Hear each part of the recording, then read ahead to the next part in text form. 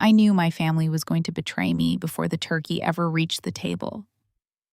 People imagine betrayal as something loud and sharp, like glass breaking on marble, but sometimes betrayal walks in wearing a cashmere coat. Sometimes it kisses both your cheeks, compliments your candles, and asks whether the wine is French before it tries to take everything you built. That Thanksgiving, my dining room looked like a magazine spread. The long walnut table sat beneath crystal chandeliers. White candles burned in silver holders. Burgundy napkins rested beside polished plates. The turkey waited on a carved platter, surrounded by roasted vegetables, cranberry glaze, and whipped sweet potatoes. Soft jazz drifted through the walls. From the outside, it looked perfect. From where I sat, at the head of my own table, it felt like a courtroom. My father, Malcolm Monroe, sat 2 seats down on my right, swirling his wine with the seriousness of a man pretending he understood it. His navy suit was pressed. His smile was small and controlled. Too controlled. My mother, Lorraine, kept glancing at my younger sister, Brielle, then looking away. Every time their eyes met, my mother's expression softened into the rehearsed tenderness she used whenever she was about to ask me to bleed quietly for the family. Brielle was glowing, not in a peaceful way. She was glowing like a woman standing beneath a spotlight she believed had finally been stolen from someone else and placed exactly where it belonged, on her. Across from her sat Nolan Pierce, her husband, wearing a watch so large it seemed designed to announce insecurity from across the room. Nolan had smiled through the entire dinner with the calm satisfaction of a gambler who believed the cards had already turned in his favor. I watched all of them in silence. I cut a small piece of turkey. I lifted it to my mouth. I chewed. I swallowed. I let them think my quiet meant ignorance. My family had always made that mistake. They mistook silence for weakness. They mistook restraint for fear. They mistook my refusal to perform pain as proof that I did not feel any. But I felt everything. I felt the chill between my shoulder blades when Nolan joked that logistics were the least glamorous part of beauty, but probably the easiest to optimize. I felt my mother's eyes on me when Brielle mentioned that babies made people rethink what family legacy really means. I felt my father watching me with the smug patience of a man waiting for a trap to close. I heard the script before they spoke it. Evelyn, be reasonable. Evelyn, do not make this difficult. Evelyn, you are already doing well. Evelyn, your sister needs this more. I was 34 years old, the founder of a luxury clean beauty brand people whispered about in boardrooms and wrote about in glossy magazines. And still, my family spoke to me as if I were a spare resource stored in a closet for emergencies. Then Brielle stood up. Her chair scraped softly against the floor, and every conversation stopped. The room had been waiting for her. I had been waiting for her. She tapped her spoon against her champagne flute. Once, twice, 3 times. The sound rang through the dining room like a tiny bell, calling everyone to witness an execution. I have news, Brielle said, smiling so widely I could see the effort behind it. Actually, we have news. Nolan leaned back in his chair. Malcolm lowered his glass.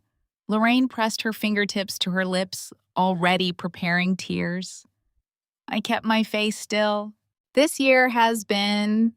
Brielle placed her palm over her stomach and gave a delicate laugh. A lot.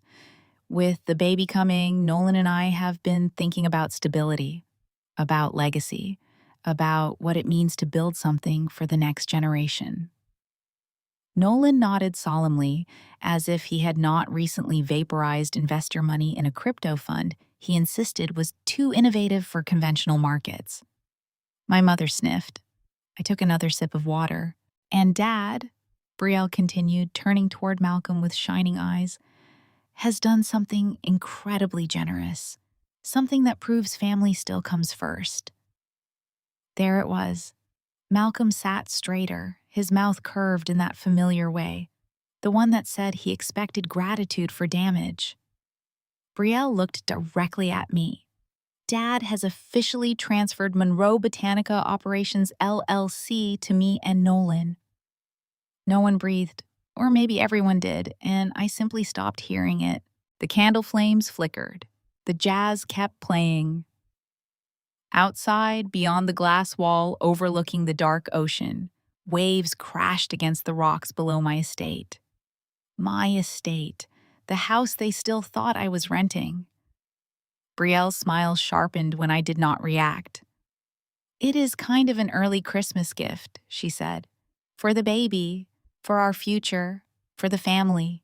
Nolan reached into the inside pocket of his blazer and pulled out a folded document, placing it on the table like a winning poker hand. Malcolm said, "The paperwork is already done." My mother gave a soft sob, as if this were a wedding, not an attempted theft. I looked at the document, then I looked at my father. He did not look away. That was the thing about Malcolm. He could meet your eyes while cutting you open and consider that strength. Brielle tilted her head, her voice turning sweet. "You did a decent job starting it, Evelyn. Really, I mean that." I almost smiled. Whenever Brielle said she meant something, she was usually about to prove the opposite. But Dad finally put the company in the hands of people who know what to do with real money, she said. "You have always been creative, but creativity is not the same as leadership." Nolan chuckled under his breath. "What Brielle means," he said, folding his hands on the table, "is that Monroe Botanica has outgrown your skill set. You built a nice brand, but scaling requires capital strategy, executive vision, acquisition planning. That is my world." His world had collapsed 6 months earlier, but I let him keep talking. "We do not want to be cruel," he continued. "You know the products, you know the packing process, you know the warehouse people. That is useful. Once the transition is complete, we are willing to let you stay on in an operations capacity." I blinked slowly. "An operations capacity?" I repeated. Nolan smiled. "Warehouse manager, essentially. A generous title, considering the circumstances." Brielle placed a hand over her heart. "I told him you would need time to adjust." Lorraine finally let one tear slide down her cheek. "Oh, Evelyn," she whispered, "please do not make this ugly. Your sister is pregnant. This should be a happy night." There it was again, the old spell. Do not make this ugly. It never meant the situation was not ugly. It meant I was not allowed to name it. Malcolm lifted his glass. "You should be relieved. The burden is off your shoulders. Brielle and Nolan can take the company where it was always meant to go." "The company," I said softly. "Yes," Malcolm replied. "The company. And you believe you transferred it." His eyes narrowed. "I know what I transferred." I set down my fork. The silver made a small sound against the plate. Everyone heard it. For the first time that evening, Nolan's smile twitched. I looked at Brielle, then Lorraine, then Nolan, and finally back at my father. My heartbeat was steady but deep, like a drum behind a locked door. I had imagined this moment for 3 months. In some versions, I yelled. In others, I cried. But when the moment finally came, I did none of those things. I did not scream. I did not throw wine. I did not stand up. I did not beg my mother to choose me for once. Instead, I reached for the small crystal glass beside my plate. It held vodka, not water. Only Naomi knew that. My attorney had told me one measure glass would not destroy a legal strategy. I took a slow sip. The vodka burned cleanly down my throat. Then I looked at Malcolm and smiled. Do you want to tell them what they just signed for? I asked. Or should I? The room changed. No one gasped. No thunder cracked outside. No plate shattered on the floor. But the air shifted. Brielle's smile froze. Nolan's hand moved toward his phone. Lorraine stopped crying so abruptly that the tear on her cheek seemed staged. And Malcolm, my father, went very still. That stillness told me everything. He knew. Not all of it, not yet, but enough to understand that I was not surprised. Enough to understand that the daughter he had trained to survive quietly had learned to prepare quietly too. That was the moment my father realized I had known everything. That was the moment my mother realized I was not going to perform forgiveness for the room. That was the moment my sister realized the spotlight she had stolen was attached to a fuse. And that was the moment Nolan Pierce, who believed he had married into an empire and signed his way into millions, began the slow process of understanding that he had not stolen a company. He had inherited a bomb. Before I tell you what happened after I asked my father that question, you need to understand something about my family. They did not start by stealing companies. They started with smaller things: a toy, an apology, a bedroom, a college fund, a dream. By the time they tried to take Monroe Botanica from me, they had spent my entire life teaching themselves that anything I had could be redirected toward Brielle if they dressed it up as family duty. My name is Evelyn Monroe. I am 34 years old, and I founded Monroe Botanica, a luxury clean beauty brand built around organic botanicals, clinical-grade formulas, and sustainable packaging. That is the version people know now. They see the magazine profiles. They see me standing beside glass display counters in department stores. They see me at product launches in silk blouses, speaking calmly about ingredient transparency and ethical sourcing. They see the woman who built a multi-million-dollar brand from nothing and assume confidence must have been born in me. It was not. Confidence was not what my family gave me. They gave me endurance. In public, my parents described me as independent, ambitious, sharp, difficult. That last word followed me everywhere. Difficult. I was difficult when I asked why Brielle did not have to clean up the messes she made. I was difficult when I wanted my own things to stay mine. I was difficult when I did not smile quickly enough after being insulted. I was difficult when I noticed unfairness and made the mistake of saying so out loud. Brielle was never difficult. Brielle was sensitive. That was the word my mother used for her. Sensitive meant Brielle could break something and I would apologize. Sensitive meant Brielle could cry and the room would reorganize itself around her. Sensitive meant her feelings were fragile glass and mine were work boots. When we were children, my parents took us to dinner at the home of one of my father's business acquaintances. I remember the house clearly because everything inside it looked expensive and breakable.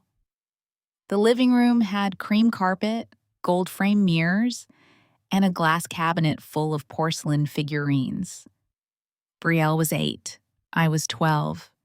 She had been told not to touch the cabinet, so of course she touched it. A small glass ballerina fell from the shelf and shattered on the floor. The room went silent. Brielle's eyes filled instantly with tears. Not because she was sorry, because she understood even then that tears were currency. My mother rushed to her side. My father looked at me. "Evelyn," he said quietly, "apologize." I stared at him. I did not do it. His eyes hardened. "Do not embarrass us." So I apologized. I stood in a stranger's living room beside broken glass I had not touched and said I was sorry while Brielle sniffled into my mother's blouse. On the drive home, my mother told me I had done the right thing. "Brielle is sensitive," she said. "You are stronger. Sometimes stronger people have to carry more. I was 12 years old. I did not know yet that she was not praising me. She was assigning me a job. That became the pattern. When I won awards at school, my father barely looked up from his newspaper. "Course you did," he would say. "School is easy for you." But when Brielle barely passed math, the whole family went out for dinner. My mother posted about it. My father bought her a bracelet. They called it perseverance. My success was expected. Brielle's survival was celebrated. If I got birthday money from relatives, Brielle needed a dress for some event. If I saved for a new desk, Brielle needed dance lessons. If I wanted quiet, Brielle needed attention. If I cried, my mother sighed and told me not to be dramatic. But if Brielle cried, the whole house moved. At some point, I learned to stop asking for fairness. Fairness was treated like selfishness in our home. The real family rule was simple. Brielle needed, I provided, my parents justified. That rule followed me into adulthood. When I was 18, I found out my college fund was almost gone. Not missing, not misplaced, gone. My parents had drained most of it to rescue Brielle's first business idea. A luxury jewelry brand she started after watching 3 online videos and deciding she had an eye for elegance. She rented a studio, bought imported beads, paid for a logo, ordered velvet packaging, hired a photographer, threw a launch party. She sold 9 bracelets. 3 were to relatives. The business collapsed in less than 4 months. I found out about the money 2 weeks before tuition was due. My father did not even pretend to be ashamed. "Your sister needed help," he said. "My college fund," I whispered, because I could not make my voice do anything stronger. My mother reached across the kitchen table and touched my hand. That soft touch used to fool me when I was younger. I used to think tenderness meant protection. "You are smart, Evelyn," she said. "You will figure something out. Brielle needs more help." There it was, the sentence that split something inside me. "You will figure something out."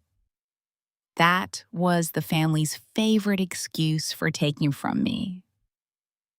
They never asked whether figuring it out would cost me sleep, health, dignity, or years of my life. They never asked because they did not want the answer. I worked 2 jobs that first year. I studied at night. I ate cheap noodles and convinced myself coffee counted as breakfast. I watched other students call their parents when they were overwhelmed. I stopped calling mine, not all at once. Hope does not die cleanly. It dies in small humiliations. It dies when your mother says, "Can you not make your sister feel guilty?" It dies when your father says, "Nobody owes you anything." It dies when your sister posts vacation photos paid for by money that was supposed to send you to school. That was when I learned the first lesson that would eventually save my company. In my family, being capable did not earn you respect. It made you useful. Years later, when Monroe Botanica was still nothing more than a notebook full of formulas, a rented kitchen space, and a spreadsheet that terrified me, Malcolm gave me $5,000. He did not give it privately. That would have been too clean. He gave it to me at a family dinner in front of relatives, sliding the check across the table with a sigh. "At least she is trying something," he said. Everyone laughed softly, the way people laugh when a powerful man signals that something is supposed to be funny. I took the check because I needed it. That was the truth. I needed to buy my first bulk order of ingredients: organic rosehip oil, sea buckthorn extract, glass jars, labels, boxes. Everything cost more than I had. I also knew there would be a price beyond the money. With Malcolm, there always was. I paid him back within 6 months, not just the $5,000, interest too. I printed the bank confirmation and handed it to him in an envelope. He barely looked at it. For years afterward, he still told people he funded my company at weddings, at holiday dinners, at charity events. You know, Monroe Botanica would not exist without me, he would say, raising his glass. I used to correct him. Then I stopped. Not because he was right, because I learned that some people do not repeat lies to convince others. They repeat lies to train you to get tired of resisting. Around that same time, I began taking night classes in business law. I was not trying to become a lawyer. I was trying to stop feeling afraid every time I signed something. That was where I met Professor Helen Carter. She was in her late 60s, with silver hair, sharp glasses, and the kind of calm that made students sit straighter. She had spent decades teaching corporate law, and she had no patience for dreamers who thought passion could replace structure. One night after class, I stayed behind to ask her a question about trademarks. I remember standing there with my notebook clutched to my chest, exhausted from work, smelling faintly like shea butter and essential oils because I had spent the afternoon filling jars by hand. Professor Carter listened carefully. Then she said something I never forgot. If you ever build something valuable, do not just build the product, build the walls around it. I wrote it down. Then I underlined it 3 times. She explained things I had never been taught. Operating entities, holding companies, intellectual property assignment, liability separation, vendor contracts, trusts, succession planning. She said creative people often poured everything into the thing customers could see, then left the foundation exposed. Predators do not always attack the front door, she told me. Sometimes they look for old paperwork, forgotten signatures, sloppy ownership, emotional pressure, especially if they know you personally. Especially if they know you personally. That sentence stayed with me because no one knew my weak spots better than my family. So I built walls, quietly. While Brielle mocked my early products as expensive lotion for women with too much time, I filed trademarks. While Malcolm told people I was playing shop, I separated intellectual property from operations. While Lorraine asked why I was so secretive, I created written agreements for everything. When Monroe Botanica began growing, I did not celebrate by buying a sports car or posting champagne photos online. I hired Naomi Bell. Naomi was a corporate attorney with a voice like a sealed envelope and eyes that missed nothing. The first time we met, she reviewed my documents in silence for 20 minutes. Then she looked up and said, "Who taught you to be this careful?" I thought about my father. I thought about my mother. I thought about Brielle. I thought about the college fund. I thought about the $5,000 that had been paid back, but never forgiven. "My family," I said. Naomi studied me for a moment. Then she nodded. "Then we will make sure they never get near what you build." And we did. That is the part people misunderstand about revenge. They imagine revenge as rage. They imagine broken windows, screamed confessions, public ruin. But sometimes revenge is a filing cabinet. Sometimes revenge is an attorney copied on every document. Sometimes revenge is reading the fine print because someone once used your trust as a weapon. Still, even after all of that, some foolish part of me wanted my parents to be proud. I hated that part of myself. But it was there. It was there every time I invited them to a product launch. It was there every time I sent them press clippings they did not acknowledge. It was there every Thanksgiving when I set a place for them at my table, hoping this might be the year they saw me clearly. Not as the difficult one, not as the useful one, not as the daughter who could absorb every loss, because she always found a way to survive, just as me. That Thanksgiving was supposed to be my last attempt at peace. Not because I trusted them. I had stopped trusting them years before. I invited them because I needed to know, once and for all, whether there was anything left worth saving. By the time Brielle stood up with that champagne glass in her hand, I already had my answer. But I still let her speak.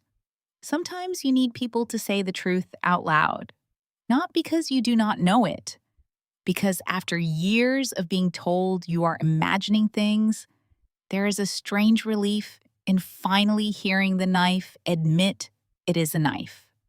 3 months before that Thanksgiving dinner, Nolan Pierce asked me a question that told me everything I needed to know. We were at my parents' house for Sunday brunch. Lorraine had insisted it was just family, which usually meant she wanted something, but planned to hide the request inside pastries and guilt. Brielle sat on the patio in a cream sweater, one hand resting on her barely visible pregnancy bump, speaking as if motherhood had transformed her into the moral center of the universe. My father grilled salmon, even though no one had asked for salmon. My mother moved between the kitchen and the terrace, refilling glasses, smiling too brightly. Nolan came to stand beside me near the coffee station. "So," he said casually, "Monroe Botanica is still under that original LLC, right?" I looked at him. He smiled like the question had floated into his mouth by accident. "Which LLC?" He laughed. "You know, the operating one, Monroe Botanica Operations. That is the main company, isn't it?" There are questions people ask because they are curious. And then there are questions people ask because they already think they know the answer and are checking whether you are too stupid to see what they are doing. I stirred my coffee. "Why do you ask?" Nolan shrugged. "Just interested. I have been looking at beauty as an investment category, strong multiples, good margins, especially with clean brands." "Have you?" "Of course," he said. "Consumer goods are all about scale. Most founders do not understand that. They get emotional about product and forget the exit." I watched him use the word founder as if it were a temporary condition, something investors kindly cured. From across the patio, Brielle called, "Nolan is just trying to help. Evelyn, do not make it weird." I smiled. I'm not making anything weird. But inside, something had gone cold. That was the first sign. The second came 2 weeks later when Brielle sent me a text that said, "Dad said your little LLC is still active. That is good, right? Means family continuity." I stared at the message for a long time. Little LLC. That was not language Brielle used naturally. Brielle did not know the difference between an LLC and a rewards card. Someone had coached her. I did not reply. The third sign came from Malcolm himself. He called me on a Tuesday afternoon, which was strange because my father did not call me unless my mother had told him guilt worked better in a male voice. "I was going through old files," he said, without greeting me properly. "Some of your early company paperwork is still in storage." "My company paperwork?" "Yes. From when you were starting out. You know, back when I helped you." There it was. The $5,000 again, still wearing its old costume. What about it? I noticed Monroe Botanica Operations LLC is still listed in certain records. "It exists," I said carefully. "Is it active?" "Why?" A pause, then, smoothly, "No reason. I simply wondered whether you had cleaned up old entities. Sloppy paperwork can create problems." That almost made me laugh. Malcolm Monroe warning me about sloppy paperwork was like an arsonist offering advice on smoke alarms. "I appreciate the concern," I said. "You should," he replied. "You have always had a blind spot for administrative details." That was another old trick. He liked to insult me inside advice so that if I objected, he could accuse me of rejecting help. I ended the call politely. Then I called Naomi. Naomi Bell answered on the second ring. "Tell me," she said. That was one of the things I loved about Naomi. She never wasted words pretending not to know when something was wrong. I told her about Nolan's question, Brielle's text, and Malcolm's call. She did not interrupt. When I finished, she said, "I will pull records." The next morning, she called me back. "Someone has been looking at Monroe Botanica Operations LLC." I was standing in my office at Aurelia Beauty Holdings when she said it. Through the glass wall, I could see my team moving between workstations, reviewing packaging samples for the holiday launch. My real company was alive around me. "What do you mean, someone?" "Corporate registry searches, a commercial lender requested verification documents. There was also a background inquiry tied to Malcolm's old association with the entity." My fingers tightened around the phone. "His name is still in the legacy formation records?" "In the historical documents, yes. Not as current owner of the assets. Not as controller of the brand, but enough for a bad actor to try creating confusion if no one looks deeper." No one looks deeper. That was how people like Malcolm survived. Not because their lies were brilliant, but because so many systems rewarded confidence over truth. "Do you think he's preparing something?" "I think," Naomi said, "your family has realized there is an old shell with a familiar name. I think they may believe that shell controls more than it does. And I think Malcolm knows just enough to be dangerous." I sat down slowly. Should I confront him? Naomi was quiet for a moment. "That depends. Do you want the truth? Or do you want the performance?" I closed my eyes. The truth I already suspected. The performance would be denial. Hurt feelings, my mother crying, Brielle accusing me of jealousy, Malcolm telling me I was paranoid, Nolan smiling like a man who had never been punched by consequences. "If I confront them," I said, "they will lie. Yes. And they will change tactics. Yes. I need them to show me exactly how far they are willing to go." Naomi's voice softened by half a degree. For her, that was practically an embrace. "Then we prepare." So we did. Naomi and I spent the next several weeks building what she called a contingency protocol and what I privately called a storm shelter. First, we reviewed every agreement connected to Monroe Botanica Operations LLC. The LLC had once handled limited warehouse coordination and packaging logistics. Years earlier, when the brand was small, it had been useful. But as Monroe Botanica grew, Naomi and I moved the real assets into protected structures. The trademarks, retailer contracts, website, product rights, brand identity, and customer data belonged to Aurelia Beauty Holdings, Inc. The formulas, research files, extraction methods, patents, and product development work belonged to Aurelia Labs, Inc. The estate where I lived belonged to the Renfield Trust. Monroe Botanica Operations LLC was, by design, a shell with limited function. It was not worthless by accident. It was empty because I had learned the hard way that anything left near my family needed locks, walls, and witnesses. Second, Naomi prepared a termination notice for the vendor agreement between Aurelia Beauty Holdings and Monroe Botanica Operations. If there was an unauthorized ownership change, misuse of the LLC, fraudulent collateral representation, or attempt to transfer control, the agreement could be terminated immediately. Third, Marcus Reed, my logistics director, quietly activated our backup facility in Pennsylvania. Marcus had been with me since the days when we filled orders from folding tables and prayed the printer would not jam. He was practical, loyal, and allergic to drama. When I told him there might be an issue with the old operation shell, he did not ask invasive questions. He simply said, "How fast do we need to move?" "Fast enough that customers never know anything happened."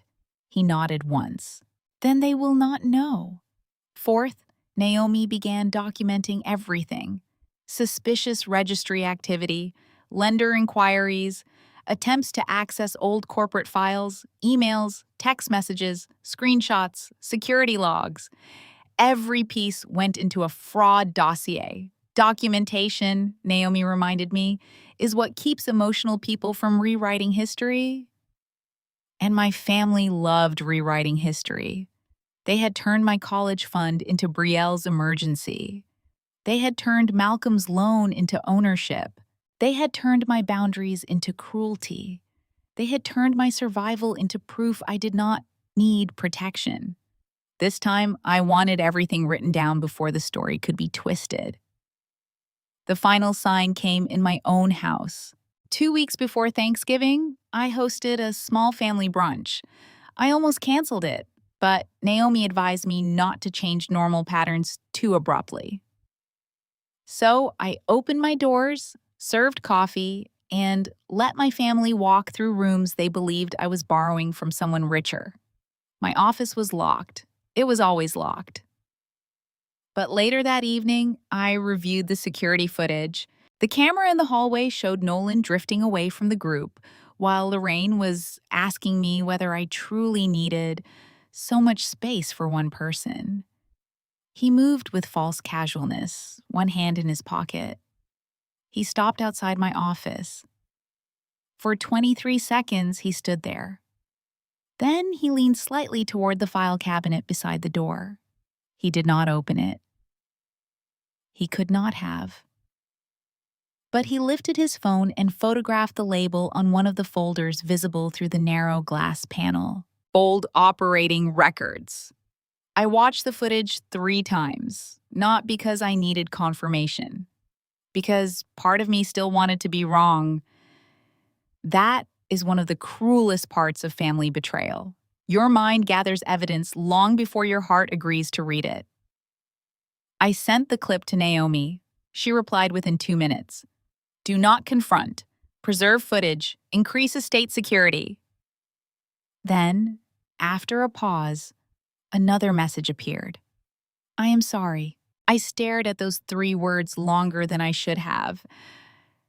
Because Naomi was not a sentimental person. She did not waste apologies. If she said she was sorry, it meant the situation had crossed from suspicious into personal.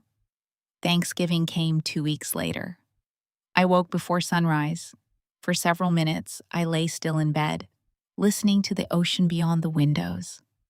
The sky was gray-blue. The house was quiet, peaceful. Mine. That word still felt strange sometimes.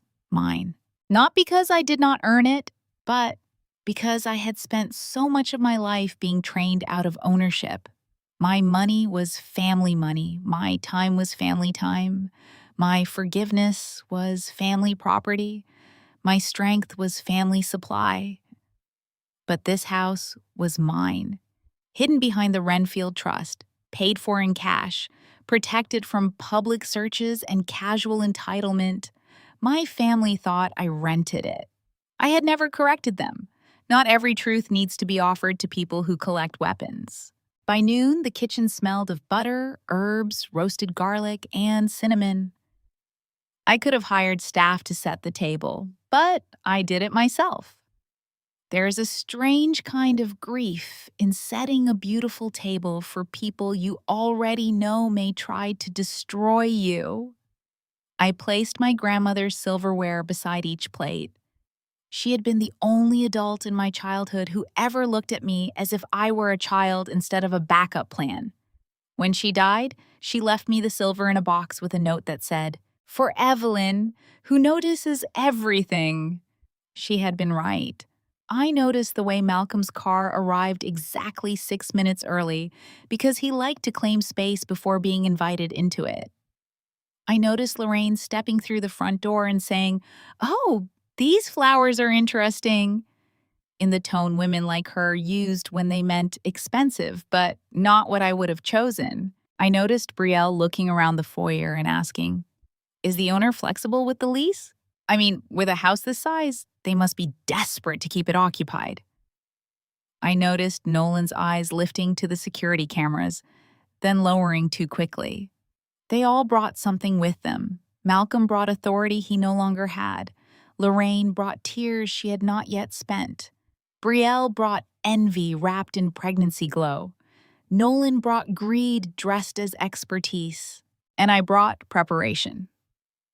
Dinner began at 6. The first 20 minutes were almost pleasant, if you ignored the tension under every sentence. Brielle talked about nursery colors. Lorraine talked about family traditions. Malcolm talked about markets in the same vague way men do when they want to sound informed without being questioned. Nolan complimented the wine and mispronounced the region. I passed potatoes. I smiled when appropriate. I asked harmless questions. All the while, I watched Brielle's designer bag sitting beside her chair. It was oversized, cream leather with gold hardware. Every few minutes, she glanced down at it. At 6:41, when she leaned sideways to adjust the strap, I saw the corner of a thick manila envelope inside. My pulse did not jump. My hands did not shake. I simply registered it. There it was. The performance was about to begin, and for the first time in my life, I was not afraid of the scene my family had prepared, because this time, I had prepared the ending. Brielle did not stand immediately. That was part of the performance. She waited until dessert plates had been cleared, but coffee had not yet been poured. She waited until everyone was full enough to feel settled, warm enough to feel safe, and trapped enough by etiquette to stay seated. Then she placed one hand on the edge of the table and rose slowly. The candlelight caught the gold bracelet on her wrist. Her other hand rested on her stomach, where she had already learned to place it whenever she wanted the room to soften. "I know Thanksgiving is supposed to be about gratitude," she began, smiling around the table, "and this year I have so much to be grateful for." Lorraine inhaled shakily, as if the speech were already moving her. Malcolm leaned back in his chair with his glass in one hand, the picture of paternal satisfaction. Nolan rested his arm across the back of Brielle's chair. He looked relaxed, too relaxed. A man does not look that comfortable while stealing unless he has convinced himself the theft is legal, deserved, or both. I folded my hands in my lap. Brielle glanced down at the cream leather bag beside her chair. There it was, the manila envelope.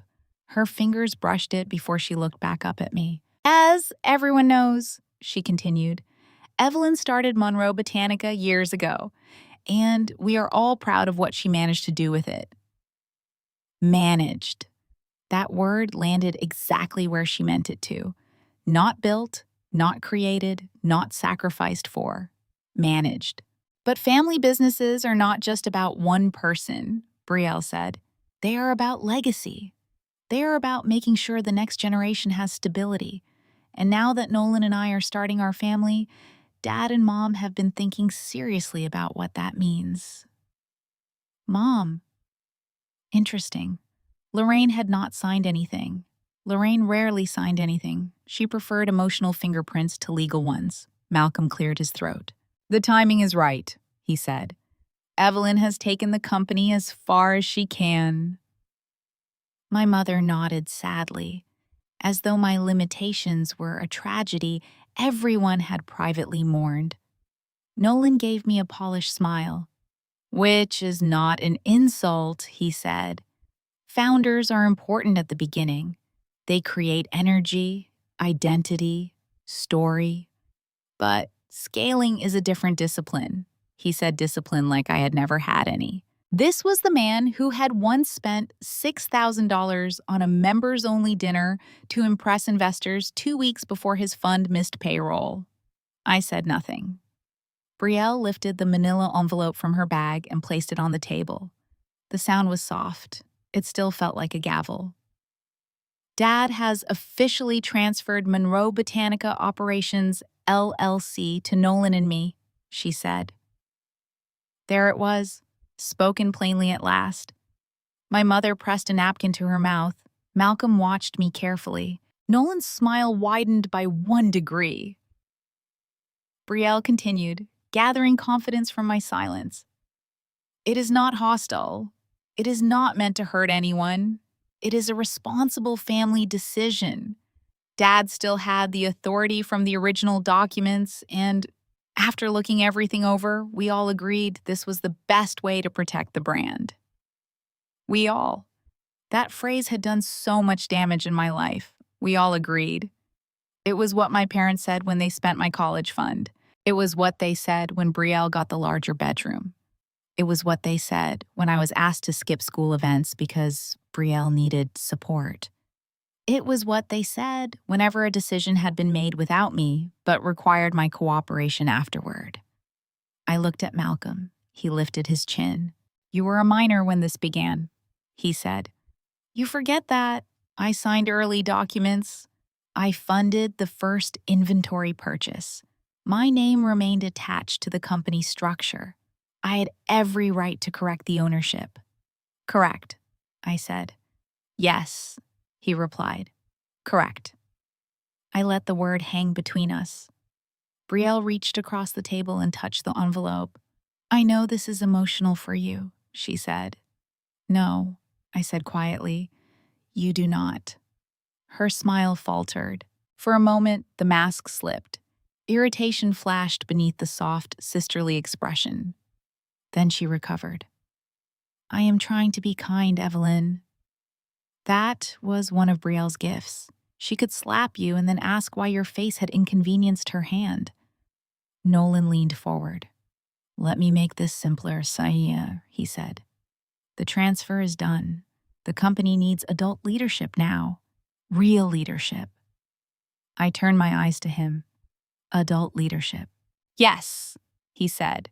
"Strategy, capital markets, expansion, international distribution, retail acquisition, licensing, private equity, the things you have clearly been avoiding because they intimidate you." "They do?" He laughed softly. "Come on, Evelyn, you are a product person." "That is not an insult. You understand creams, jars, botanicals, whatever. But Monroe Botanica has value because the market is hot. Clean beauty is a category. Categories get consolidated. You should have been preparing for acquisition years ago." "I see. You built a charming little skincare hobby that accidentally became profitable," Nolan said. "That is not the same thing as knowing how to run an empire." Something in my chest tightened, not because he was right, because somewhere inside me, the younger version of myself still flinched when people reduced years of hunger, exhaustion, and discipline to luck. A hobby. I thought of the first winter when I could not afford proper heat in the production space. So I wore 2 sweaters while filling jars until my fingertips went numb. I thought of the night a shipment of glass containers arrived cracked, and I sat on the floor at 2 a.m. crying silently before standing up and finding a replacement vendor by sunrise. I thought of Dr. Lena Park, my lead cosmetic chemist, helping me reformulate our first serum after a stability test failed 72 hours before launch. I thought of Marcus sleeping 3 hours a night during our first holiday rush. I thought of Naomi telling me not to sign a predatory distribution agreement, even though I was terrified we would lose the retailer. A hobby. I smiled. "Please continue." That smile made Nolan pause. He had expected tears. Anger, maybe denial. Calm unsettled him. So Malcolm stepped in. "This attitude is exactly why this had to happen," he said. "You have always confused stubbornness with strength. A business cannot be run on emotion." That almost made me admire the hypocrisy. My family had built an empire of emotion. Guilt, shame, fear, obligation, tears.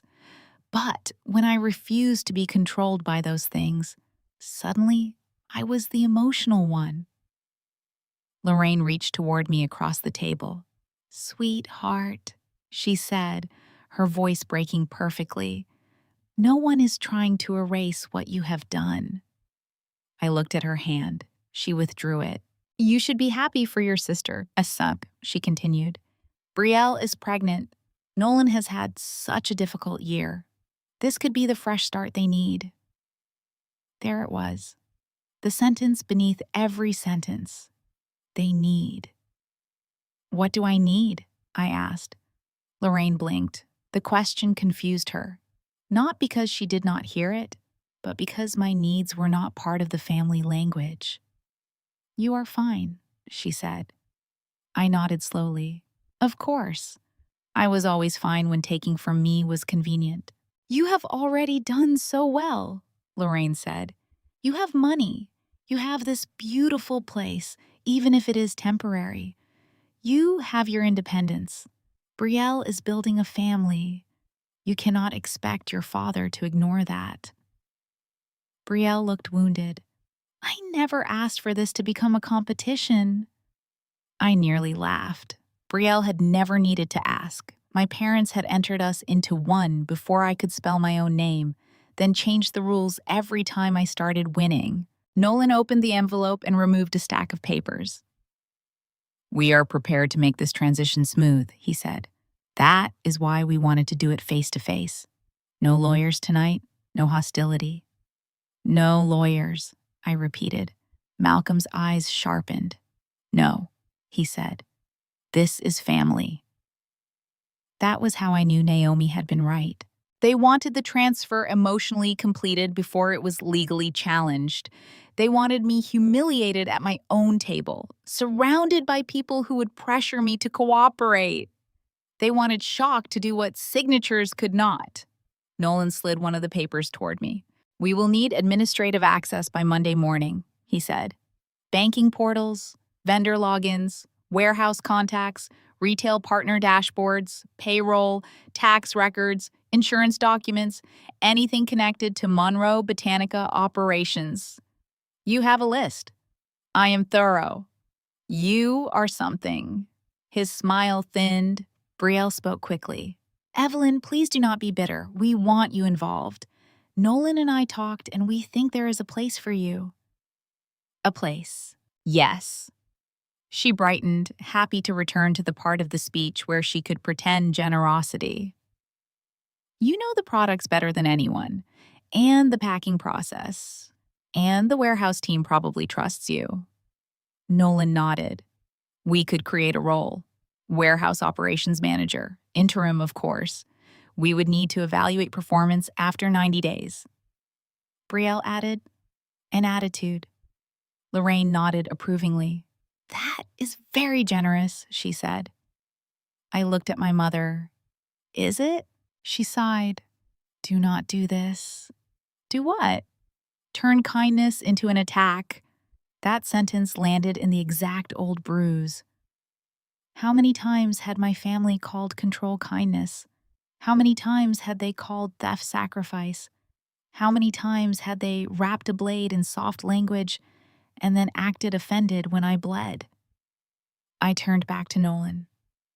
Before I decide whether to accept this generous demotion, I said, may I ask a few questions? His eyebrows lifted. Of course. Have you reviewed the profit and loss statements for Monroe Botanica Operations LLC? He waved a hand. I will have my people do that. Do you know its current revenue? That is not difficult to obtain. Do you know which contracts are held by that LLC? It is the company, he said. The contracts follow the company. Do they? Malcolm interrupted. Do not play games. I ignored him. Do you know the lead time for certified organic raw materials from our primary suppliers? Nolan exhaled through his nose. This is operational trivia. Is it? Yes. Do you know the penalty structure if a holiday retail shipment is delayed by more than 72 hours? His jaw tightened. That is why staff exists. Do you know whether Monroe Botanica Operations owns the inventory in the warehouse? Brielle frowned. What kind of question is that? A useful one. Nolan sat forward. Evelyn, fear tactics will not work. Fear tactics? You are trying to make this seem complicated because you are angry that you lost control. That was the first honest thing he had said all evening. I was angry, not in the way he thought. It was not the hot, reckless anger of someone losing control. It was older than that, colder. It was the anger of a woman looking at the people who had trained her to survive and realizing they were surprised she had become difficult to kill. I looked at Brielle. "Do you understand the difference between a brand owner and an operations vendor?" She scoffed. "Do not talk to me like I am stupid." I did not answer. Because the truth was, Brielle was not stupid. She was incurious, entitled, protected from consequence for so long that she mistook comfort for competence. There is a difference. Malcolm placed his palm flat on the table. "Enough. The transfer is complete. You will provide what Nolan has requested." "Will I?" His face hardened. "Yes, you will. Because if you force this into court, Evelyn, you will lose. You started this company under my roof, with my money, under documents I signed. Do not forget who made you possible." There it was, the old sentence wearing its final form. Who made you possible? I felt something inside me go quiet, not numb, clear. I thought of myself at 18, staring at an empty college account. I thought of myself at 26, handing him repayment proof he would later pretend did not exist. I thought of every family dinner where my work was treated like a group asset and my pain like a private inconvenience, and then I said, I paid back the $5,000. Malcolm laughed once, a short, ugly sound. Paying back money does not erase who made you possible. My mother whispered, "Malcolm." But she did not defend me. She never did when it mattered. Brielle touched her stomach again. "Evelyn, can you just stop? This stress is not good for me." Of course. Even my reaction to being robbed was now a threat to Brielle's comfort. That sentence used to break me. You are the strong one. It sounds like praise until you realize it is just permission for everyone else to keep taking from you. For years, I had mistaken their dependence on me for proof that I mattered, but they had never needed me as a daughter. They had needed me as insulation between Brielle and failure, between Malcolm and accountability, between Lorraine and discomfort, between the family image and the truth. Nolan pushed the document closer. "Bank access," he said. "Vendor portals, administrative passwords, state filing confirmations. We can handle the rest Monday." "And if I refuse?" Malcolm smiled. "Then we involve attorneys." There was a pause. A perfect one. I let it stretch. Then I reached down beside my chair and picked up my tablet. Every eye in the room followed the movement. I unlocked the screen. "You are right," I said. Nolan's expression flickered with satisfaction. Brielle exhaled dramatically, already relieved. Lorraine whispered, "Thank God." Malcolm watched me with cautious approval. I opened the administrative transfer portal Naomi and I had prepared. "You are absolutely right," I continued. "Lawyers will not be necessary tonight." Nolan smiled. That was the last time he smiled like a man who thought he had won. For one brief, beautiful second, Nolan Pierce believed I had broken. I watched it happen across his face. His shoulders loosened, his smile returned. His eyes brightened with the private satisfaction of a man who had mistaken cooperation for defeat. Brielle reached for his hand beneath the table. My mother closed her eyes as if she had prayed for peace and God had personally approved the transfer of my life's work to my sister. Malcolm simply watched me. He was smarter than the rest of them. Not wise, not decent, but smarter. He noticed things. He noticed that my hands were steady. He noticed I was not asking questions anymore.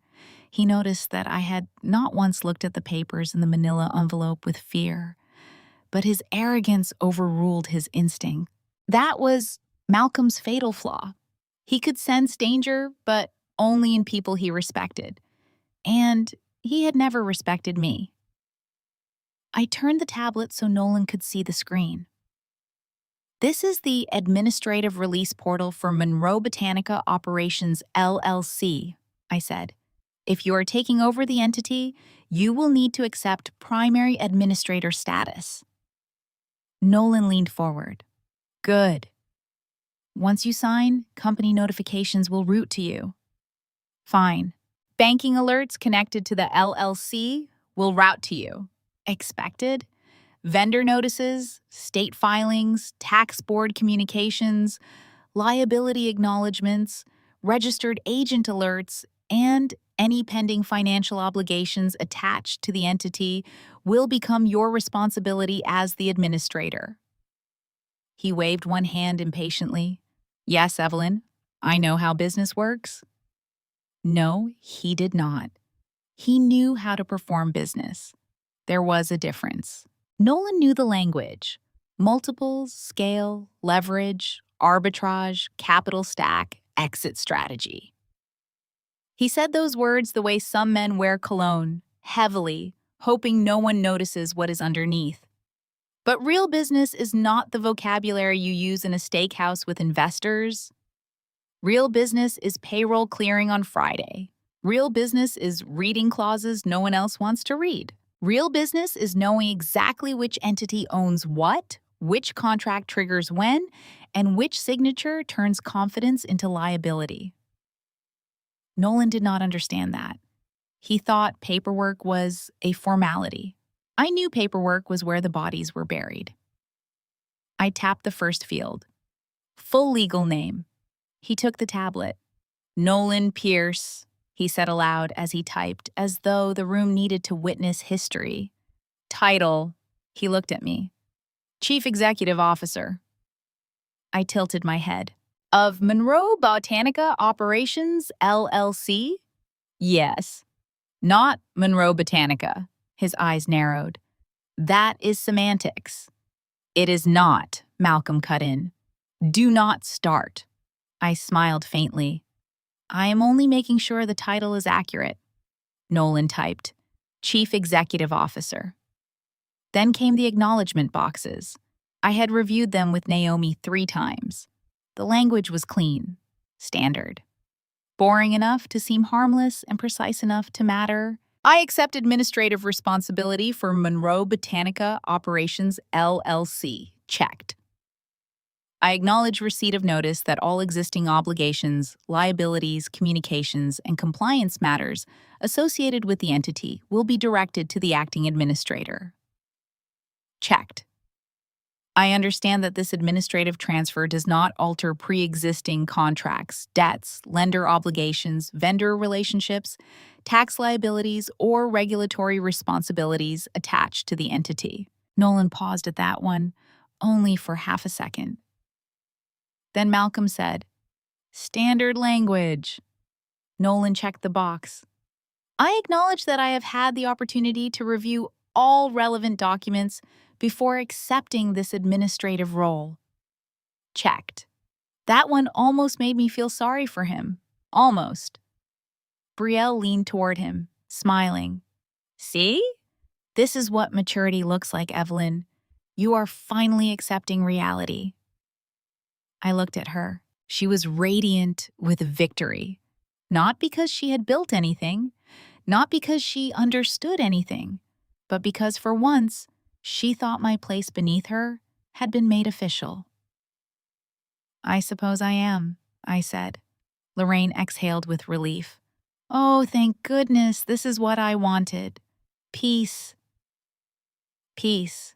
In my mother's mouth, peace always meant my surrender.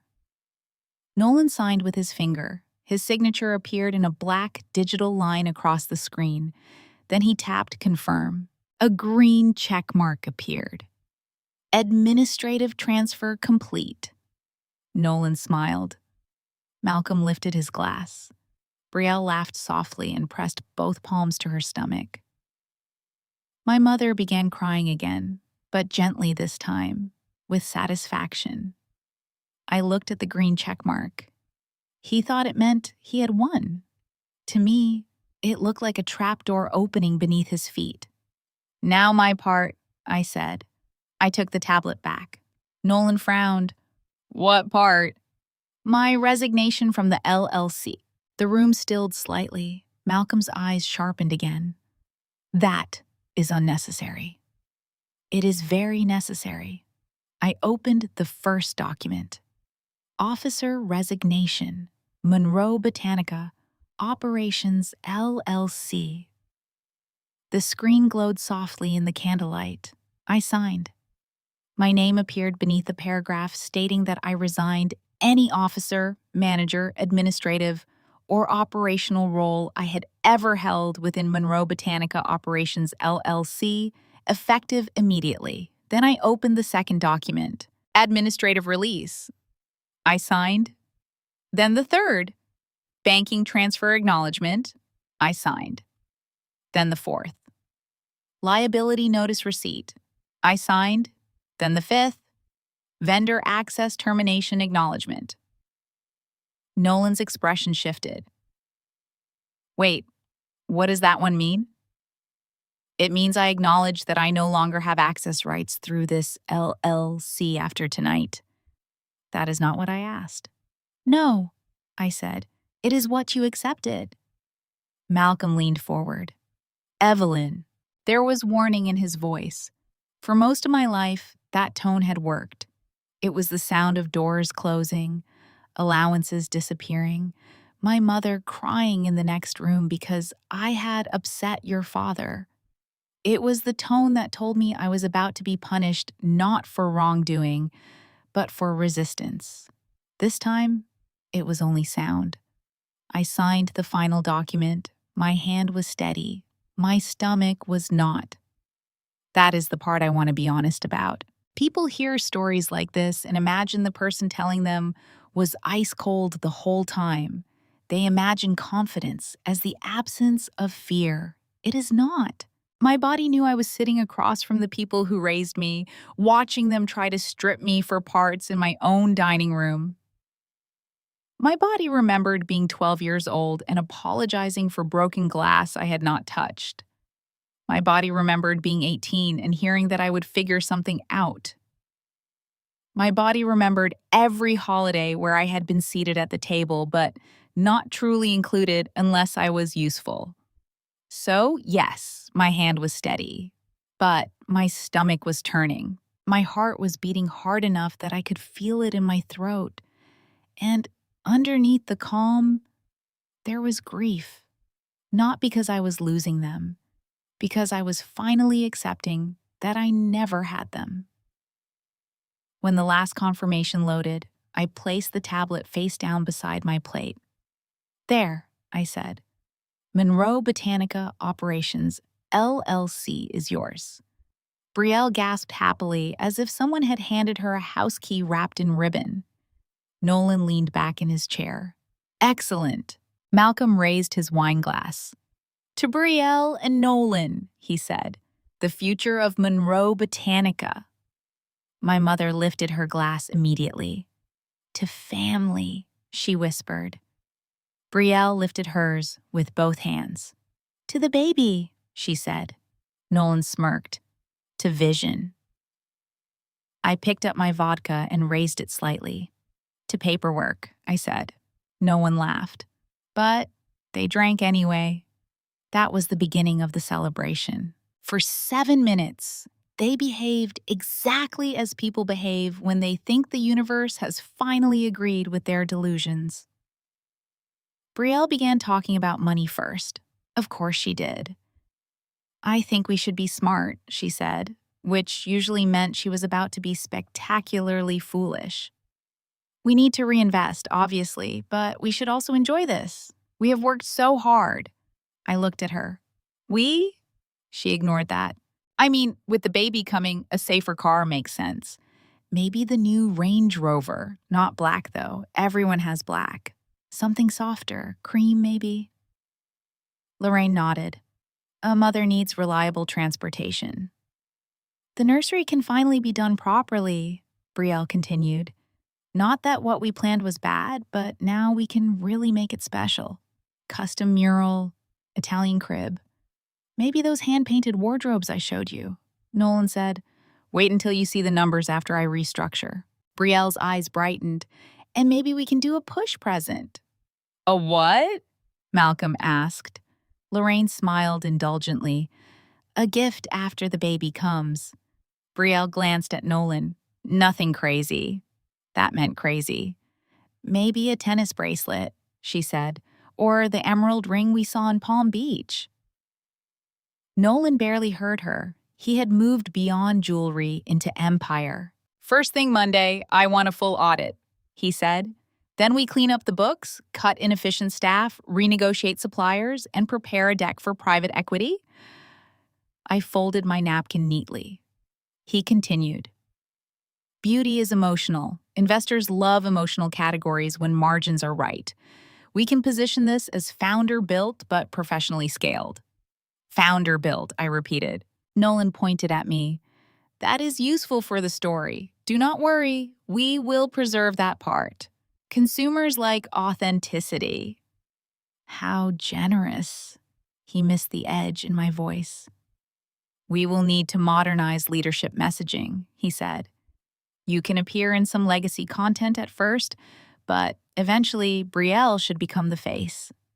Brielle sat straighter. Really? Of course. Young mother, clean beauty, family legacy, it sells. My mother clasped her hands together. Oh, that is beautiful. It was not beautiful. It was branding wrapped around theft. Nolan turned to me. You understand. You never had the right look for luxury. You were too serious, too intense. Brielle softens the brand. For a moment, silence pressed against my ears. That comment should not have hurt. By then, I should have been beyond caring what Nolan Pierce thought of my face, my voice, my presence. But old wounds do not ask permission before reacting. Too serious, too intense, difficult. The words changed outfits, but they were all cousins. Brielle smiled, pretending embarrassment. I mean, I have always loved the aesthetic. You mocked the products for years, I said. Her face hardened. That was before they were worth something. Another honest sentence. They were getting careless now. Victory makes greedy people sloppy. Lorraine looked at me. Evelyn, why do you not help clear some plates? There it was. The demotion had taken less than 10 minutes to become domestic instruction. I looked at the table. Everyone else had finished eating. My mother's plate sat pushed away. Brielle's dessert fork rested on the linen. Nolan's glass was empty. Malcolm had not touched his cranberry sauce. You want me to clear plates? I said. Lorraine gave me the gentle, wounded look she used when I made her cruelty visible. It is your house for now, sweetheart. You know where everything goes. For now. Brielle laughed under her breath. You should get used to a simpler life, she said. Honestly, it might be good for you.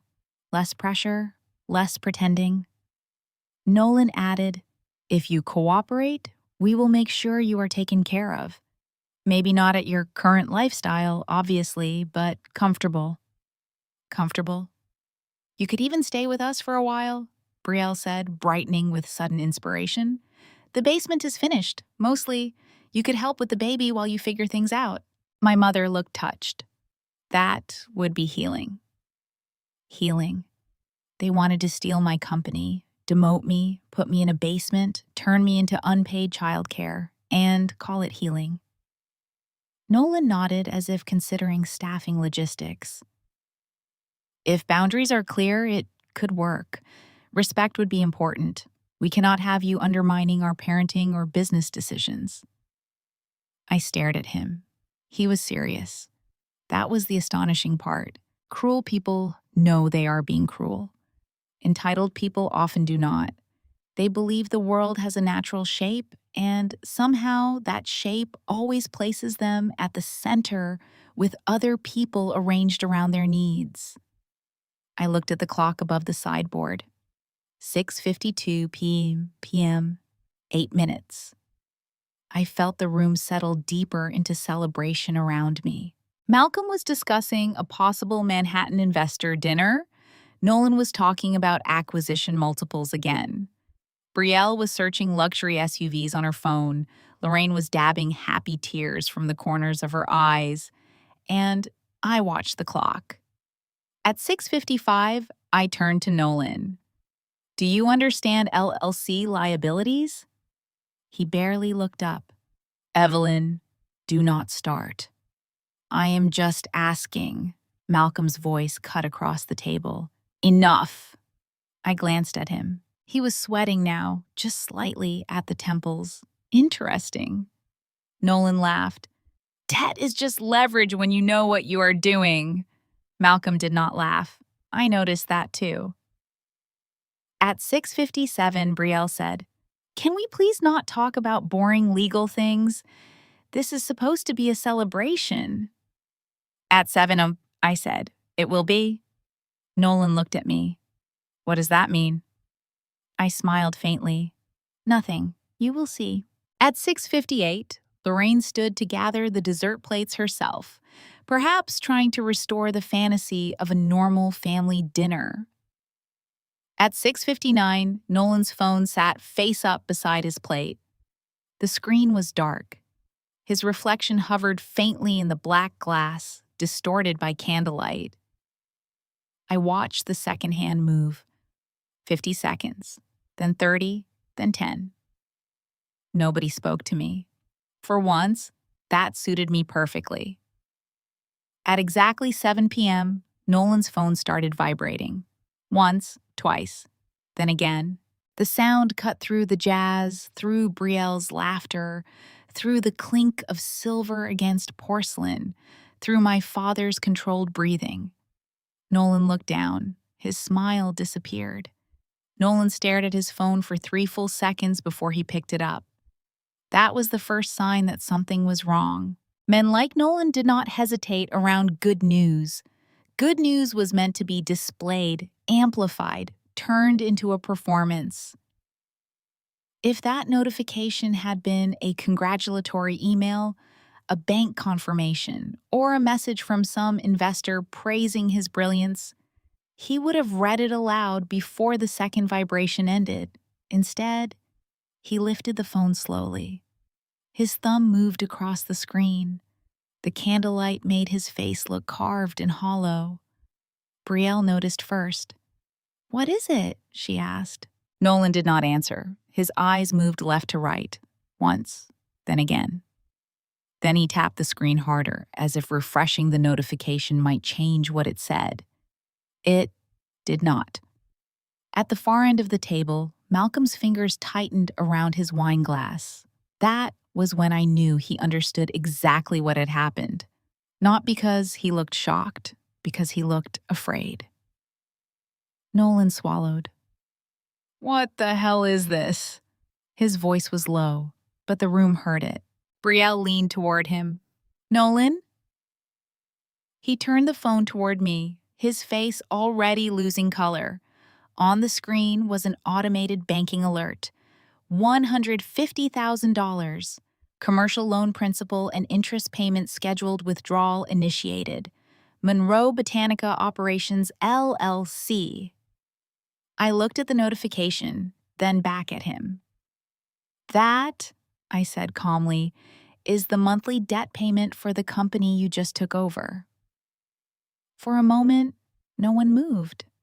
Then Brielle laughed once, not because anything was funny, because her mind had reached for denial before terror could get there. "Debt payment?" she said. "What debt payment?"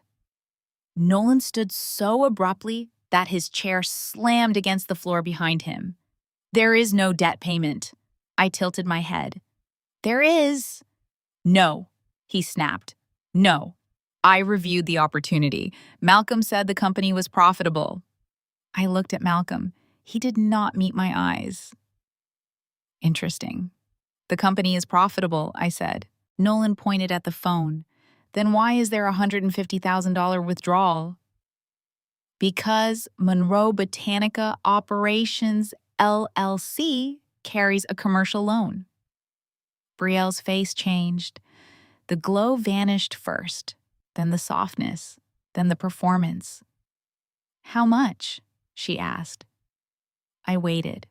Nolan looked at her, then at me. How much? He repeated. $6 million. The words landed like furniture being dropped from a height. Lorraine made a small sound, somewhere between a gasp and a prayer. Brielle's hand left her stomach. Nolan stared at me. No. Yes. No, he said again, louder. That is impossible. It is not. I never signed a $6 million loan. No, I said. You signed assumption documents. You accepted administrative control of the entity as it existed, not as you imagined it. His mouth opened, then closed.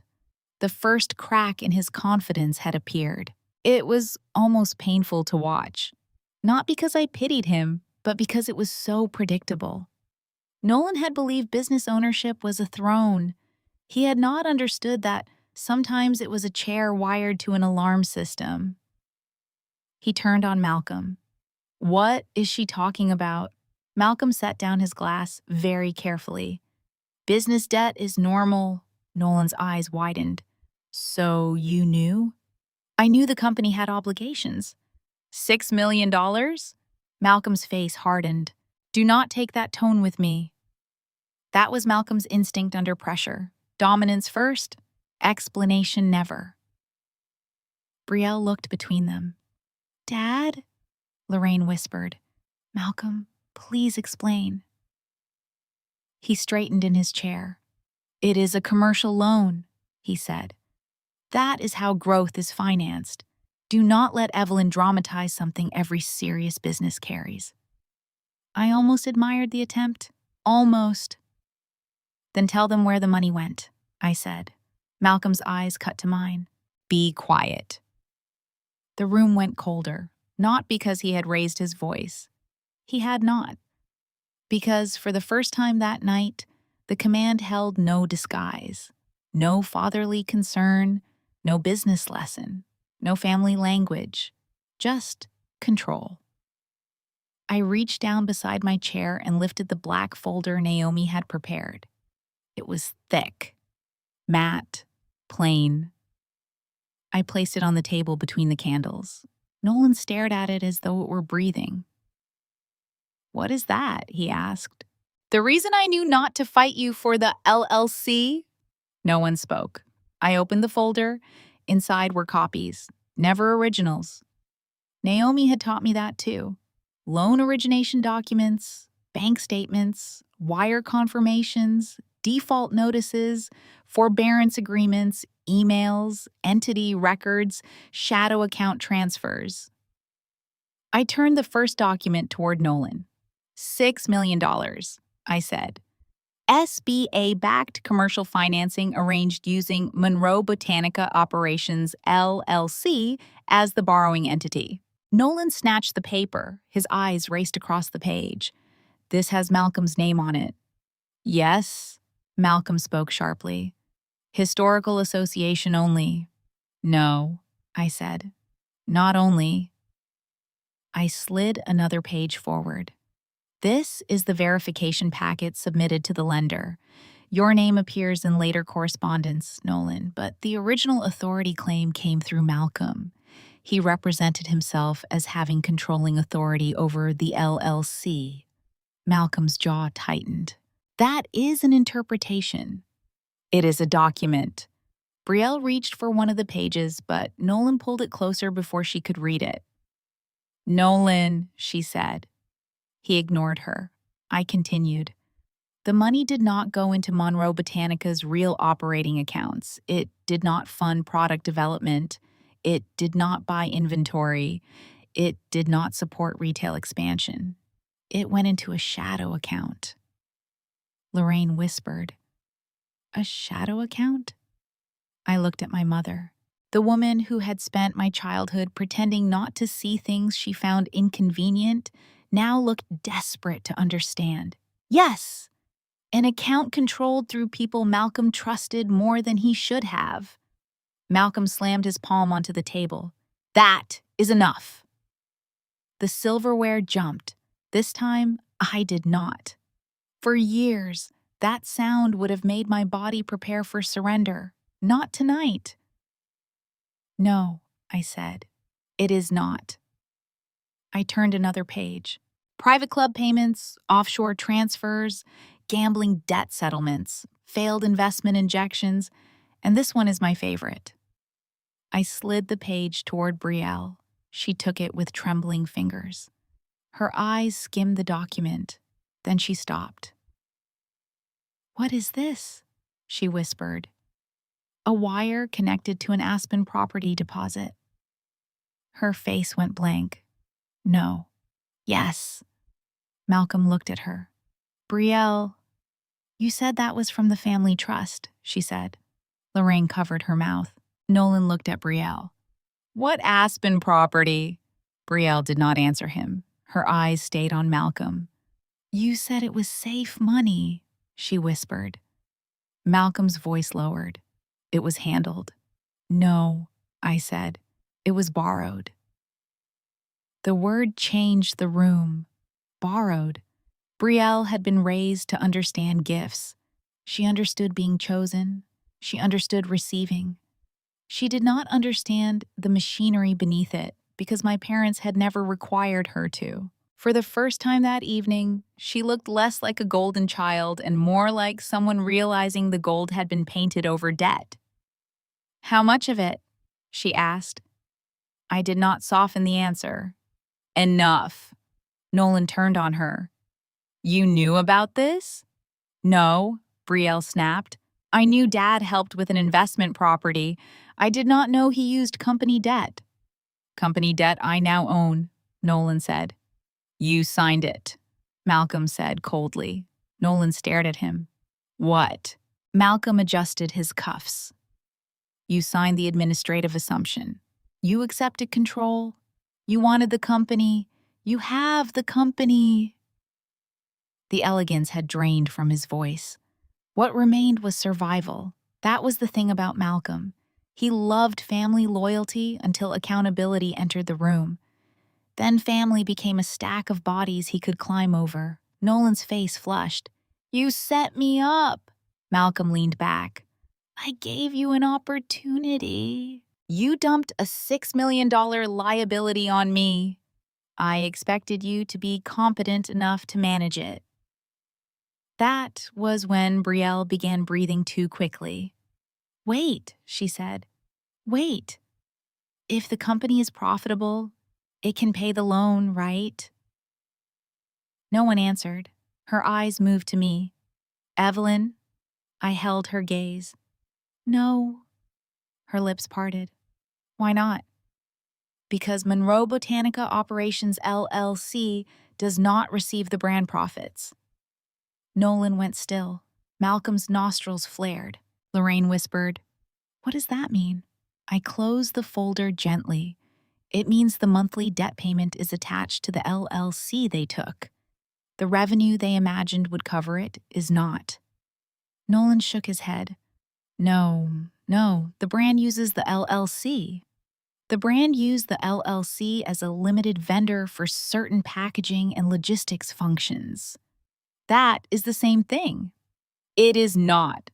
He turned toward Malcolm again. You told me the LLC controlled the company. Malcolm did not answer. Nolan's voice rose. You told me it owned the brand. Malcolm said, You should have completed your own diligence. The silence after that was almost impressive. Even Lorraine looked at him differently. For decades, she had treated Malcolm's cruelty as strength. But there is a moment when cruelty stops feeling protective and starts looking contagious. Brielle stood. The movement was unsteady. Daddy, she said, and her voice cracked on the word. Tell me this is not what it sounds like. Malcolm's expression flickered, only once. For one brief second, he looked like a father faced with the damage he had done to the daughter he actually valued. Then the mask returned. Your sister is manipulating the situation. Brielle looked at me. I did not rescue her from the truth. Not anymore. She is trying to turn you against me, Malcolm said. No, I replied. You did that when you transferred the LLC before the forbearance deadline. Nolan's head snapped toward me. What deadline? I opened the folder again and removed the forbearance agreement. The bank temporarily paused enforcement because of missed payments and irregularities in the borrower file. That temporary forbearance ends next Tuesday. Nolan took the page. This time his hand shook. I watched him read the date. Tuesday, 4 days away. That cannot be real, he whispered. It is. He looked up slowly. What happens Tuesday? If payment and compliance issues are not resolved, the lender can call the loan, pursue remedies against the borrower, review guarantors, and refer suspicious documentation for investigation. Brielle gripped the back of her chair. Guarantors? Nolan did not look at her. That told her enough to be afraid, though not yet enough to understand how afraid she should be. I turned to Malcolm. You transferred the LLC before the deadline because you needed someone else standing under the falling ceiling. His face had gone pale beneath his tan. You do not know what you are talking about. Yes, I said. I do. I looked at Nolan. He did not give you a company. He gave you the bag he was too afraid to hold. No one spoke.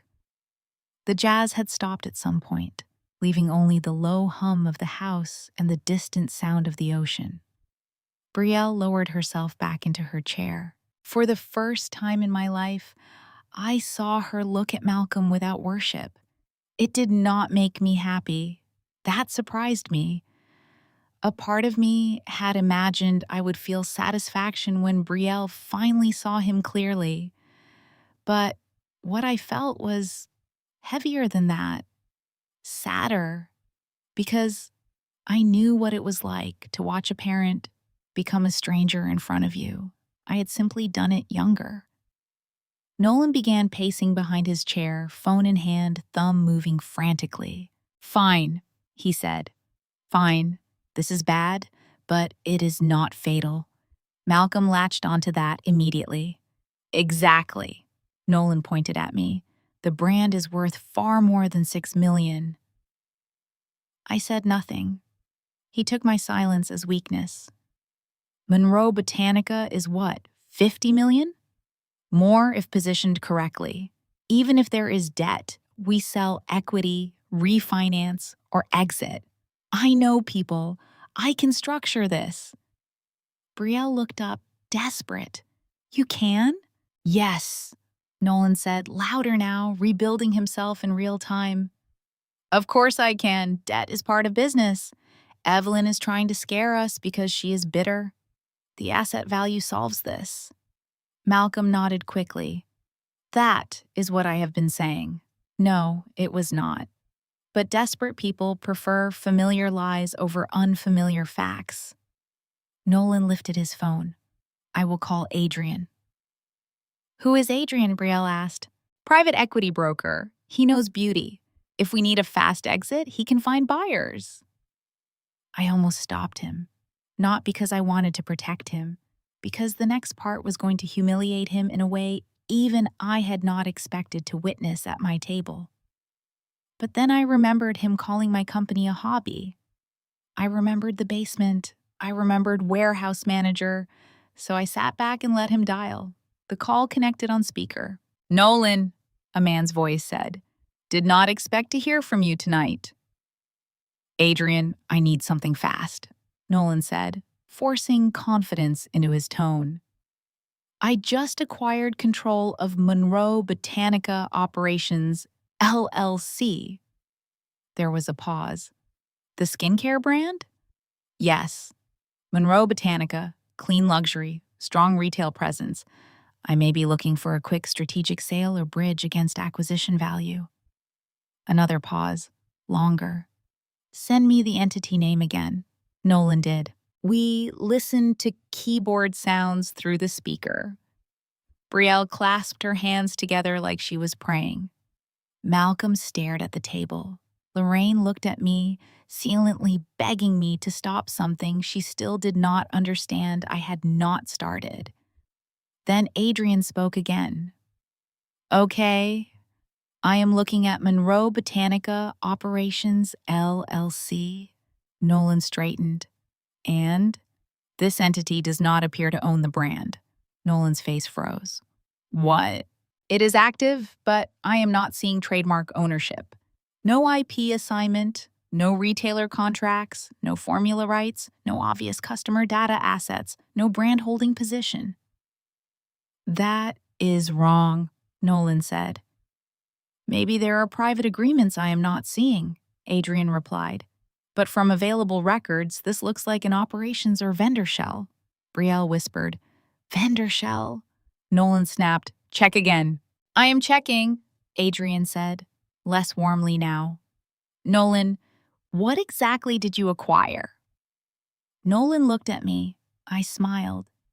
Adrian continued, because if this is the entity I am seeing, you are trying to sell a cardboard box and calling it a mansion. The words hung in the dining room. A cardboard box. A mansion. Nolan ended the call without saying goodbye. For a moment, no one moved. Then he whispered the sentence that would open the next door of the nightmare. Fine. Then I will sell the company. I looked at him. You still do not understand, I said. And I reached for the second binder. I placed the second binder on the table. Unlike the black folder, this one was white, clean, heavy, quiet. There was no label on the front. Naomi had told me once that important documents did not need dramatic covers. Their power was in the clauses, not the packaging. Nolan stared at it like it might explode. In a way, it already had. What is that? Brielle asked. Her voice had changed completely. The sweetness was gone.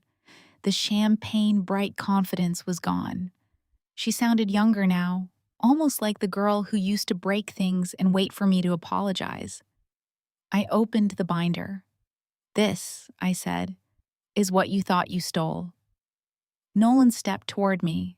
Malcolm said, Do not say another word. I looked at him. For most of my life, that sentence would have stopped me.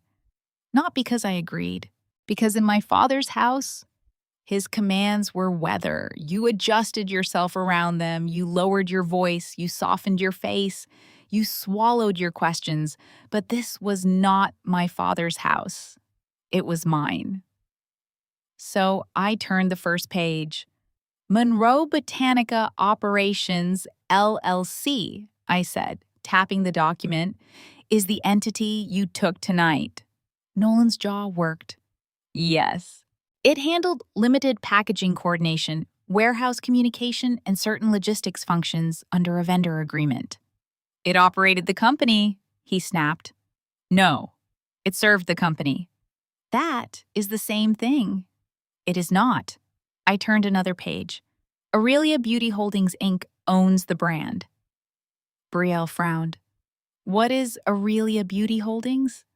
The company you should have researched before you tried to steal from me. Malcolm's face tightened. Lorraine whispered, Evelyn. I ignored her.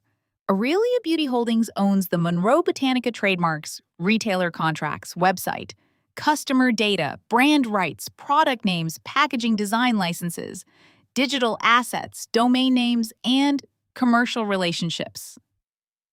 Nolan went very still. His eyes dropped to the page. That is not possible. It is not only possible, I said. It is documented. He reached for the binder. I let him take it. That was another thing Naomi had prepared me for. Do not clutch documents like you are defending them. Copies can be touched, Originals stay elsewhere. Nolan flipped through the pages too quickly to understand them. Trademark assignment, retail contract schedule, IP ownership certification, digital asset registry, board consent, licensing memorandum. His breathing changed. That is not what Malcolm said. I looked at my father. No, I said. I imagine it is not. Malcolm's expression was stone, but stones crack under pressure. I turned to the next section. Aurelia Labs Inc. owns the formulas, testing records, patents, proprietary extraction methods, stability data, research archives, product development documents, and all cosmetic chemistry work. Brielle blinked. But Monroe Botanica is the product. No, Monroe Botanica is the brand customers recognize. Aurelia Labs owns what makes the products possible. That does not make sense. It makes perfect sense if you have ever built something people might try to take. The words left my mouth before I could soften them. Brielle flinched. Good. Not because I wanted to hurt her, because some truths should land. Nolan lifted his head. You separated the IP from the operating company. Yes. When? Years ago. How many years? Before Monroe Botanica was worth enough for people like you to notice. His face reddened. I continued. The Renfield Trust owns this estate and certain personal property. That is why you could not find my name attached to the house. That is why you thought I rented it. Lorraine's head snapped up. You own this house? I looked at her. Yes. Brielle whispered. No, you do not. I almost laughed. Even now, with documents on the table and her life collapsing around her, her first instinct was to deny that I could own something she wanted. Yes, I said. I do. Nolan lowered the binder. So, what exactly does Monroe Botanica Operations own? I held his gaze. Tonight? No one spoke. Debt, I said. It owns debt. Brielle sank into her chair. Lorraine covered her mouth again. Malcolm's hand curled into a fist on the table. Nolan shook his head slowly. No, there has to be something. Equipment, inventory, accounts receivable, vendor contracts, warehouses, something. There was a vendor agreement. Was? I turned to the final section of the binder and removed a letter. Aurelia Beauty Holdings, Inc. Notice of termination. I slid it across the table. Nolan did not touch it, so I read from memory. At 5 p.m. today, Aurelia Beauty Holdings terminated its vendor agreement with Monroe Botanica Operations LLC due to unauthorized ownership change, breach of trust, use of the LLC as collateral without authorization, attempted transfer of control, and suspected fraudulent representation to lenders. The room went silent except for the ocean. Nolan stared at the letter. You terminated it before dinner. Yes. You knew. Yes. You let me sign anyway. I looked at him for a long moment. You announced at my Thanksgiving table that you had stolen my company. You offered to let me work as a warehouse manager in the business I built. You suggested I live in your basement and help raise your child if I behaved. Yes, Nolan, I let you sign. His mouth opened, but no words came out. That was satisfying. I will not pretend it was not. There are moments when grace is appropriate. There are moments when forgiveness is noble. And then there are moments when a man who called your life's work a hobby finally understands he purchased a burning building with his own arrogance. I allowed myself that moment. Then I continued. As of 5 o'clock, Monroe Botanica Operations has no active contract with Aurelia Beauty Holdings. It has no right to use the Monroe Botanica brand assets. It has no access to our retailer accounts. It has no ownership of inventory. It has no ownership of warehouse equipment. It has no formula rights. It has no revenue stream from product sales. Nolan whispered. No. Yes. Brielle turned on Malcolm. You said this was the company.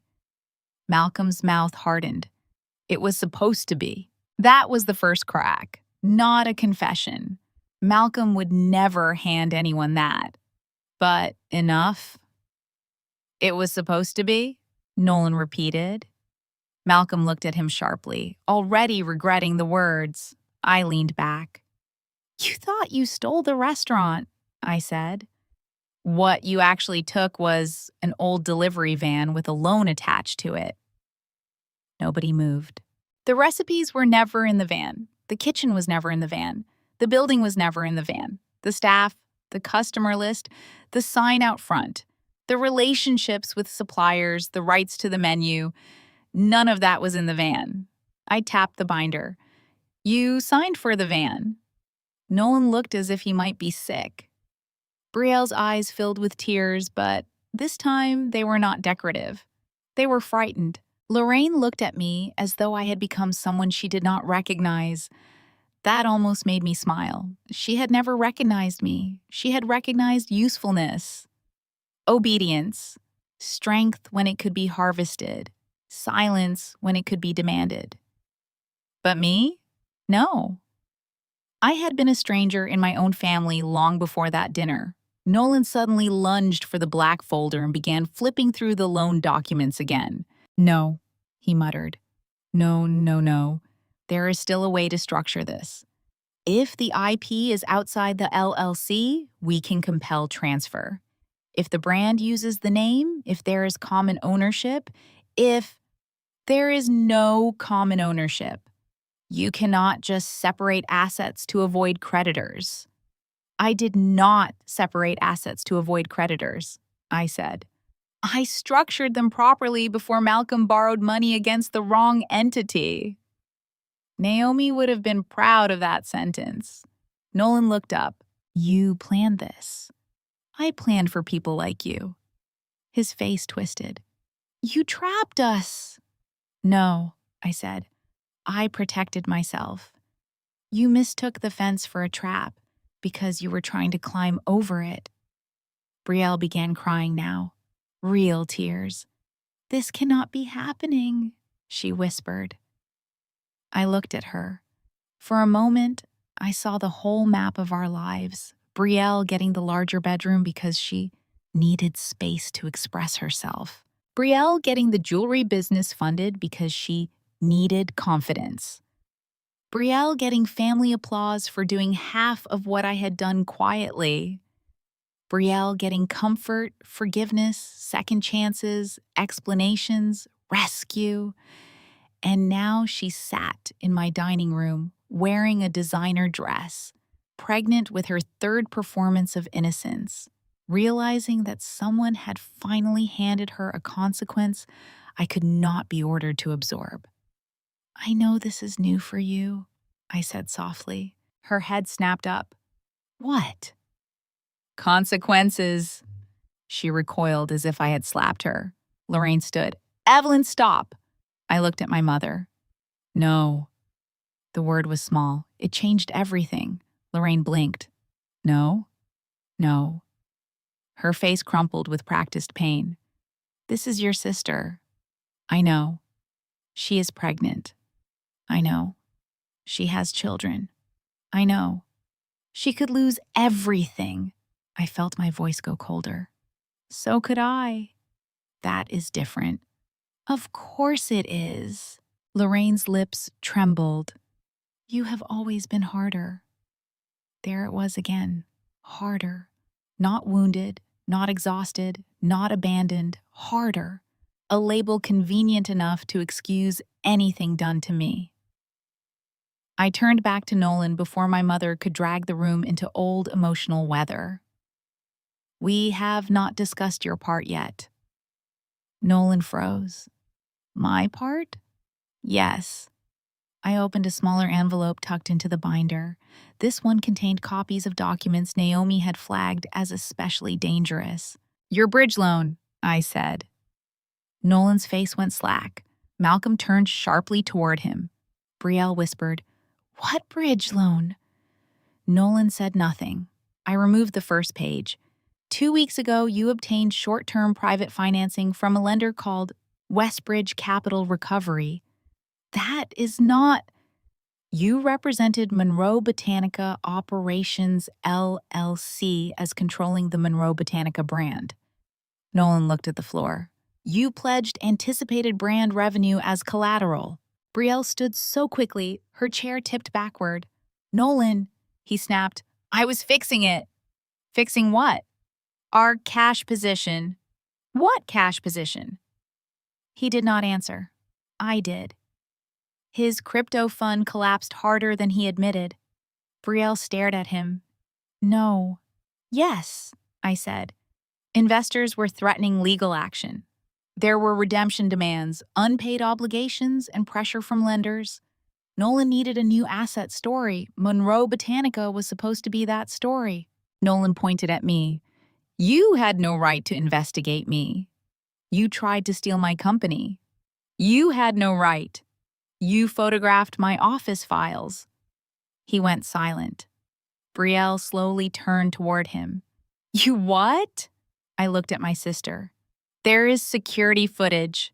Nolan's voice became sharp. That proves nothing. It proves enough for the dossier. Malcolm's eyes narrowed. What dossier? I did not answer him yet. Instead, I slid the next page forward. The documents Nolan gave Westbridge included forged collateral schedules, implying that I had assigned certain IP rights to Monroe Botanica Operations. Nolan's face changed. Not anger now. Fear. Real fear. Careful, he said. No, I said. You should have been careful. Brielle's voice shook. Forged? Nolan rounded on her. I did what I had to do. That sentence told her more than denial would have. Brielle stepped back. Oh my God, he turned to me. You cannot prove forgery. I almost pitied him for saying something so foolish in a room full of paper. Naomi can? The name landed like a second threat. Malcolm's expression changed. He knew Naomi. He had met her once at a product anniversary dinner and spent 10 minutes trying to intimidate her.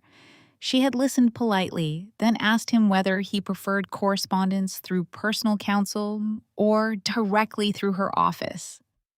He had avoided her ever since. I continued. Potential forgery, wire fraud, identity misuse, investor fraud, false collateral representation, possibly bank fraud depending on which communications were transmitted where and to whom. Nolan's face drained of color. I did not commit bank fraud. I did not say you did. I said, the people who review this may want to ask questions. Lorraine gripped the back of her chair. Evelyn, she whispered, you cannot do this. I looked at her. I am not doing it. You are ruining him. No, he signed documents. He borrowed money. He lied about collateral. He accepted control of a debt-loaded LLC without diligence. He did this. But you can fix it. There it was, the old family mechanism still trying to turn. A problem existed. Therefore, Evelyn must absorb it. Lorraine came toward me, hands clasped. You can move the IP into the LLC. Nolan looked up. Malcolm looked up too. Hope returned to the room in the ugliest way. Brielle grabbed onto it instantly. Yes, she said. Yes, you can do that.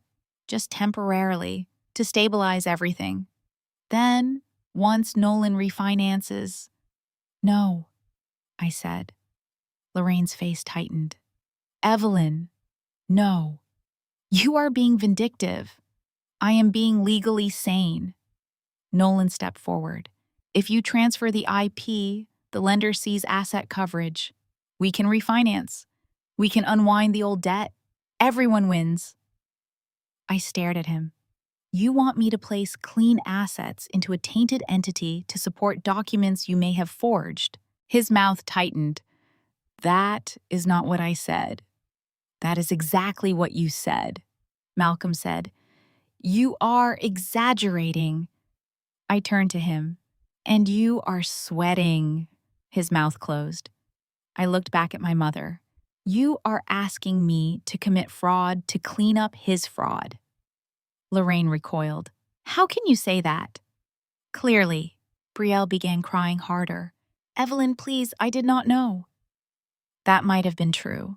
Partly. But innocence is complicated when it is built on years of choosing not to ask questions. She had not known because not knowing benefited her. She had accepted gifts without looking at where the money came from. She had accepted my demotion without asking whether I deserved it. She had accepted a stolen company because she believed wanting it was reason enough. I believe you did not know everything, I said. Her eyes lifted. But you knew enough to stand up at my table and humiliate me. Her face crumpled. I was trying to secure my family. At my expense. You do not have children. You do not understand.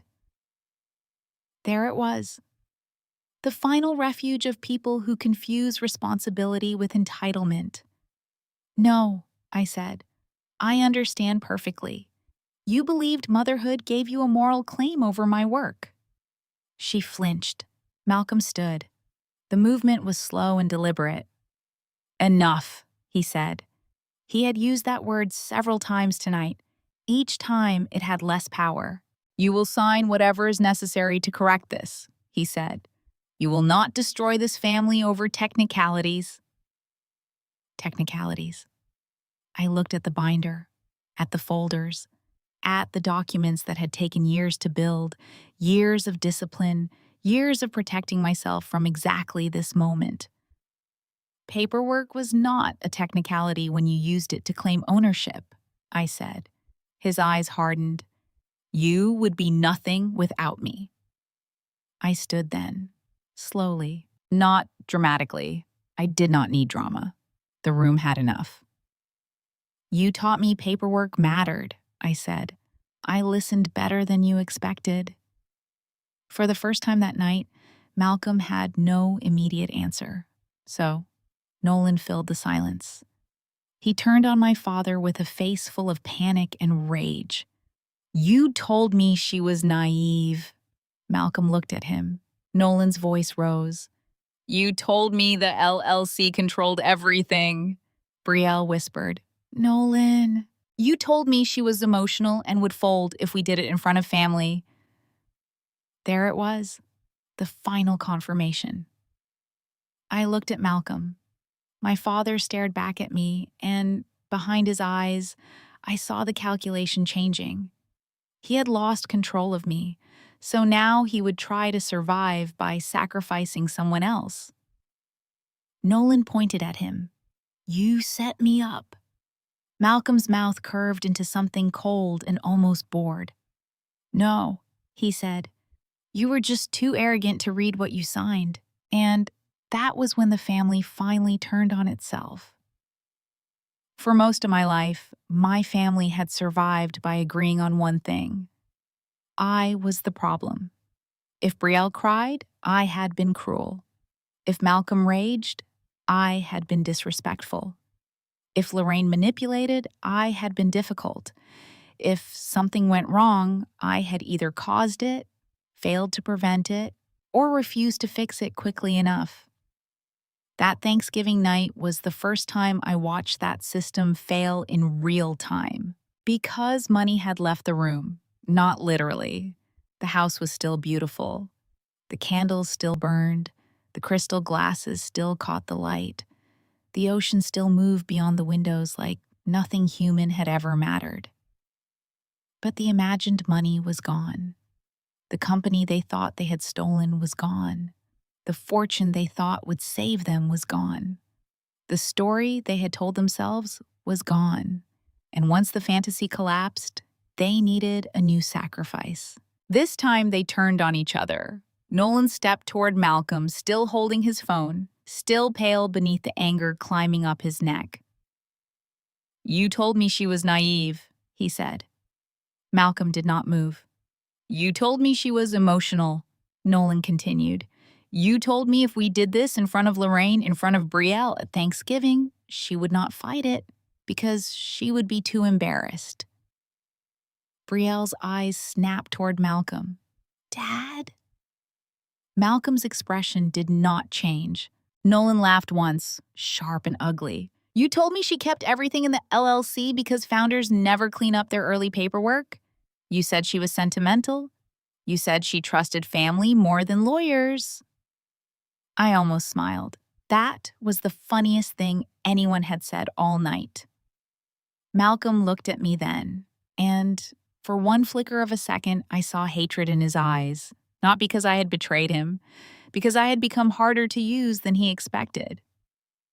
He turned back to Nolan. I told you what I believed to be true. No, Nolan snapped. You told me what you needed me to believe. Malcolm's mouth tightened. I introduced you to a lender. You chose how to present the opportunity. You reviewed the collateral summary. I reviewed what you gave me. You said it was fine.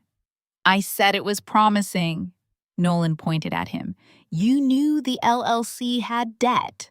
Malcolm's voice cooled. I knew the LLC had obligations. Any serious business has obligations. Do not do that, Nolan said. Do not use that old man boardroom voice with me. You dumped this on us. Malcolm stood fully now. Even in collapse, he knew how to occupy space. He adjusted his jacket, squared his shoulders, and tried to look like the only adult in the room. You wanted access to Monroe Botanica because your own ventures were failing, Malcolm said. Do not pretend this was charity. Brielle turned toward Nolan slowly. Your ventures? Nolan's mouth opened. Malcolm continued, merciless now. You came to me desperate. You said investors were circling. You said you needed a real asset, something tangible, something with a public brand story. You asked for help. Brielle whispered, Nolan? He did not look at her. Malcolm looked at his daughter. Your husband is not the financial genius he sold you. Nolan lunged verbally before Brielle could speak. And you are not the patriarch you sold everyone. You borrowed $6 million against a company you did not control, moved the money through shadow accounts, spent it, and then tried to hand me the corpse. Mind your language, Lorraine said weakly. No one listened to her. That was new too. Lorraine was used to being the emotional conductor of every room. One tremble in her voice, one tear, one soft please, and everyone adjusted. But panic had made them selfish. Fear is revealing that way. Brielle stared at Nolan. Did you sign a personal guarantee? The question hit the table harder than Malcolm's palm had. Nolan went still. Brielle's voice sharpened. Nolan, did you sign a personal guarantee? He looked away. That was enough. Her face changed. I watched the knowledge spread across it, not all at once. First confusion, then calculation, then horror. Our house, she whispered. Nolan said nothing. Our cars? Still nothing. The investment account? He rubbed his forehead. Brielle, I was trying to protect us. No, she said. No, you were trying to save yourself. He spun toward her. Do not start acting innocent. You loved the idea of getting Monroe Botanica. You loved telling Evelyn she was finally beneath you. Brielle recoiled. I did not know there was debt. You did not care what there was, he snapped. You just wanted the crown. Her mouth fell open. The crown? Yes, the crown. The brand, the house, the lifestyle. You have been jealous of Evelyn for years. Brielle slapped him. The sound cracked through the dining room. Lorraine gasped. Malcolm did not move. Nolan slowly turned his face back toward his wife. A red mark bloomed across his cheek. For 1 second, I thought he might raise his hand. He did not. Maybe because police would have been easier for me to call than forgiveness had ever been for him to earn. Brielle's hand shook. "You lied to me," she said. "You lied to yourself," Nolan replied. Her eyes filled. "I am pregnant." That sentence had protected her from so much for so long. Not tonight. Nolan's laugh was empty. "Yes, I know. You have mentioned it every 7 minutes since we arrived." Lorraine cried, "Stop it, both of you." Brielle turned on him again. "I will file for divorce." Nolan's eyes narrowed. "With what money?" She flinched. He stepped closer. "You think you can just walk away from guarantees and lender claims because you cry? This is not your mother's living room, Brielle. This is real." For the first time, I saw genuine fear in my sister's face. Not the fear of being unloved, the fear of being unprotected. Malcolm saw it too and immediately tried to use it. "Brielle," he said, softening his voice, "come here." She looked at him as if she no longer knew whether his arms were shelter or trap. "Do not," Nolan warned her. "He used you too." Malcolm's face hardened. "I protected my family." "You protected yourself," Nolan said. "And you protected nothing," Malcolm shot back. "You were handed an opportunity and you were too arrogant to read the underlying documents. You signed assumptions, you signed guarantees, you made representations to lenders. Do not blame me because you wanted to look like a savior." That landed, because Nolan did want to look like a savior, not be one. Look like one. He wanted the room, the watch, the glass of whiskey in a private club, the quiet awe of people who believed he saw markets before they moved. He wanted to be called visionary by people who had not looked closely enough to see the debt underneath the suit. His entire life had been a pitch deck. And now, the numbers were asking questions. Lorraine suddenly came toward me, not toward Malcolm, not toward Nolan, not toward Brielle, toward me. Of course. Her face was wet. Her hands were clasped at her chest. "Evelyn," she whispered. I did not move. "Please." I knew that voice. That voice had asked me to apologize for Brielle. That voice had asked me to give up my savings. That voice had asked me not to embarrass the family. That voice had asked me to forgive things no one had admitted doing. "Please what?" I asked. She reached for my arm. I stepped back before she could touch me. Something flashed across her face. Hurt? Yes. But also offense. As if my body were still family property and I had no right to move it out of reach. "Do not be cruel," she said. I almost laughed. The word cruel had done so much work in my family. Cruel meant I said no. Cruel meant I remembered.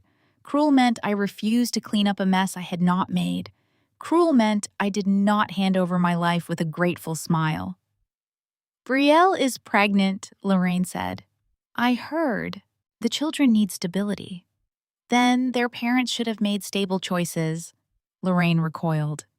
"Nolan cannot go to prison." "I do not decide that. But you can stop this." "No. The family name will not survive a scandal like this." I looked around the room. At Malcolm, who had used debt like a weapon and called it legacy. At Nolan, who had forged his confidence into legal exposure. At Brielle, who had accepted my humiliation until the bill came due. At Lorraine, who had mistaken silence for peace for 34 years. The family name should have thought of that before it committed the scandal, I said. Lorraine's face crumpled. "You sound so cold." There it was again. My calm was cold. Their theft was complicated. My boundary was cruelty. Their fraud was family. I felt something rise in me then. Not rage exactly. Something older. Something that had waited quietly behind my ribs for years, collecting words I had never been allowed to say. "No," I said. "I sound finished." Lorraine blinked. I stepped closer to her. Not aggressively, but clearly enough that she stopped advancing. "You did not cry when I lost my college fund?" Her lips parted. "Evelyn, you did not defend me when Dad called my dream childish. That was years ago. You did not care when I worked nights and skipped meals because the money that was supposed to help me had been poured into Brielle's failed jewelry business." Brielle whispered, "I did not know it was that bad." I did not look at her. "You did not care when Malcolm told everyone he built my company with $5,000 I paid back within 6 months." Lorraine's tears slowed. "You do not understand what it was like trying to keep everyone together." I stared at her. That was the closest she ever came to confession. But keeping everyone together had always meant keeping me in pieces. "You only call me family," I said, "when you need me to absorb damage." Lorraine shook her head. "No, I love you." The sentence hurt more than I expected. Not because I believed it, because some part of me still wanted to. That was the humiliating part of being unloved by the people who made you. Even after you build walls, even after you learn patterns, even after you know better, there is still a small child inside you who looks up when your mother says love and wonders whether, maybe, finally, this time she means it. But then Lorraine spoke again. "If you loved us, you would help." And there it was, the price tag. "You are not asking me to have a heart," I said. "You are asking me to be useful again." She went silent. Finally. Malcolm stepped forward. "I am still your father." The room seemed to hold its breath. I turned to him. He stood near the end of the table, one hand on the chair back, face flushed with anger he could no longer fully control. For years, that sentence might have opened a door in me. "I am still your father." A child hears that and thinks obligation, safety, authority, home. But I was not a child anymore. And he had not been a father in any way that mattered for a very long time. "No," I said. "You are the man who taught me why I needed lawyers before I needed family." Brielle covered her mouth. Lorraine began sobbing again.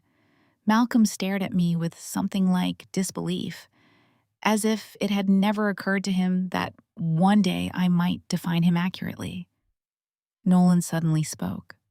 "The authorities," he said. Everyone turned. His voice was quieter now. "What did you mean earlier by dossier?" I looked at him. He had finally caught up. I picked up the black folder and closed it. "Naomi submitted a protective fraud dossier this morning." Nolan's face lost whatever color it had regained. "To who?" "To appropriate counsel and relevant parties." "What parties?" I held his gaze. "Lenders, insurance contacts, corporate compliance, and if certain documents are confirmed fraudulent, the agencies that tend to care about forged collateral and wire representations." His throat moved. "Is the FBI involved?" "I do not know who will knock first," I said, "but someone will." Brielle made a soft choking sound. Nolan lowered himself into a chair. For the first time all night, he looked smaller than his suit. Malcolm's voice came sharp. "You had no right." I turned to him. "To document fraud connected to my company? To involve outsiders in family matters. Stealing a company stopped being a family matter." "You ungrateful—" He stopped himself. Too late. We all heard the word coming. Ungrateful. It had been the foundation of his view of me. I was ungrateful for being used. ungrateful for surviving, ungrateful for refusing to keep paying interest on childhood. Brielle stood again, but this time she was not performing. Her mascara had begun to smudge. Her hands trembled as she gathered her phone and clutch. "If we lose the house," she said, voice shaking, "we will need somewhere to go." Nolan looked up sharply. "Brielle!" She ignored him and looked at me. "You have all this space?" I stared at her. Surely even she would not, but she did. "You owe us at least shelter," she said. "The children cannot be punished for adult mistakes." I laughed. It was not loud. It was worse than loud. It was tired. Brielle's face hardened. "What is funny?" "You." Her eyes flashed. "You are really going to let your pregnant sister and your nieces and nephews become homeless? You are not homeless tonight. But if you are, that will be because of decisions made by your husband, your father, and yourself." She gripped the back of her chair. "This house is too big for one person." Lorraine whispered, "Evelyn, please, at least consider—" "No." Brielle's voice sharpened. "You are not even using most of it." I reached into the binder and removed one final document, the property deed summary. I placed it on the table. "What is that?" Malcolm asked. "The answer to a question you never thought to ask." Nolan stared at the document. Lorraine looked confused. Brielle glanced down, then back up. "This is not—" "Yes," I said. "It is." Malcolm stepped forward and snatched the page. His eyes moved across it. The Renfield Trust, property address, acquisition date, cash purchase. Beneficial control structure protected under trust documentation Naomi had arranged with exquisite care. Lorraine whispered, "You bought this house?" 2 years ago?" Brielle looked as if I had personally insulted her. "You said you were renting." "No, you assumed I was renting. I did not correct you." "Why would you let us think that?" "Because people who believe you are borrowing your life are less likely to try stealing the roof over your head." Malcolm's mouth tightened. "You hid assets from your family." "I protected assets from predators." His eyes burned. Brielle pointed at the room around us. "So this is yours?" "Yes." "The whole estate?" "Yes." "And you never told us?" "No." Lorraine pressed her hand to her chest. "That is such a hurtful thing to hide." I looked at her. "You drained my college fund and called it helping Brielle. Do not lecture me about hurtful things." She looked away. Finally, Brielle's fear turned into anger because anger was easier for her than shame. "Then we will stay here tonight," she said.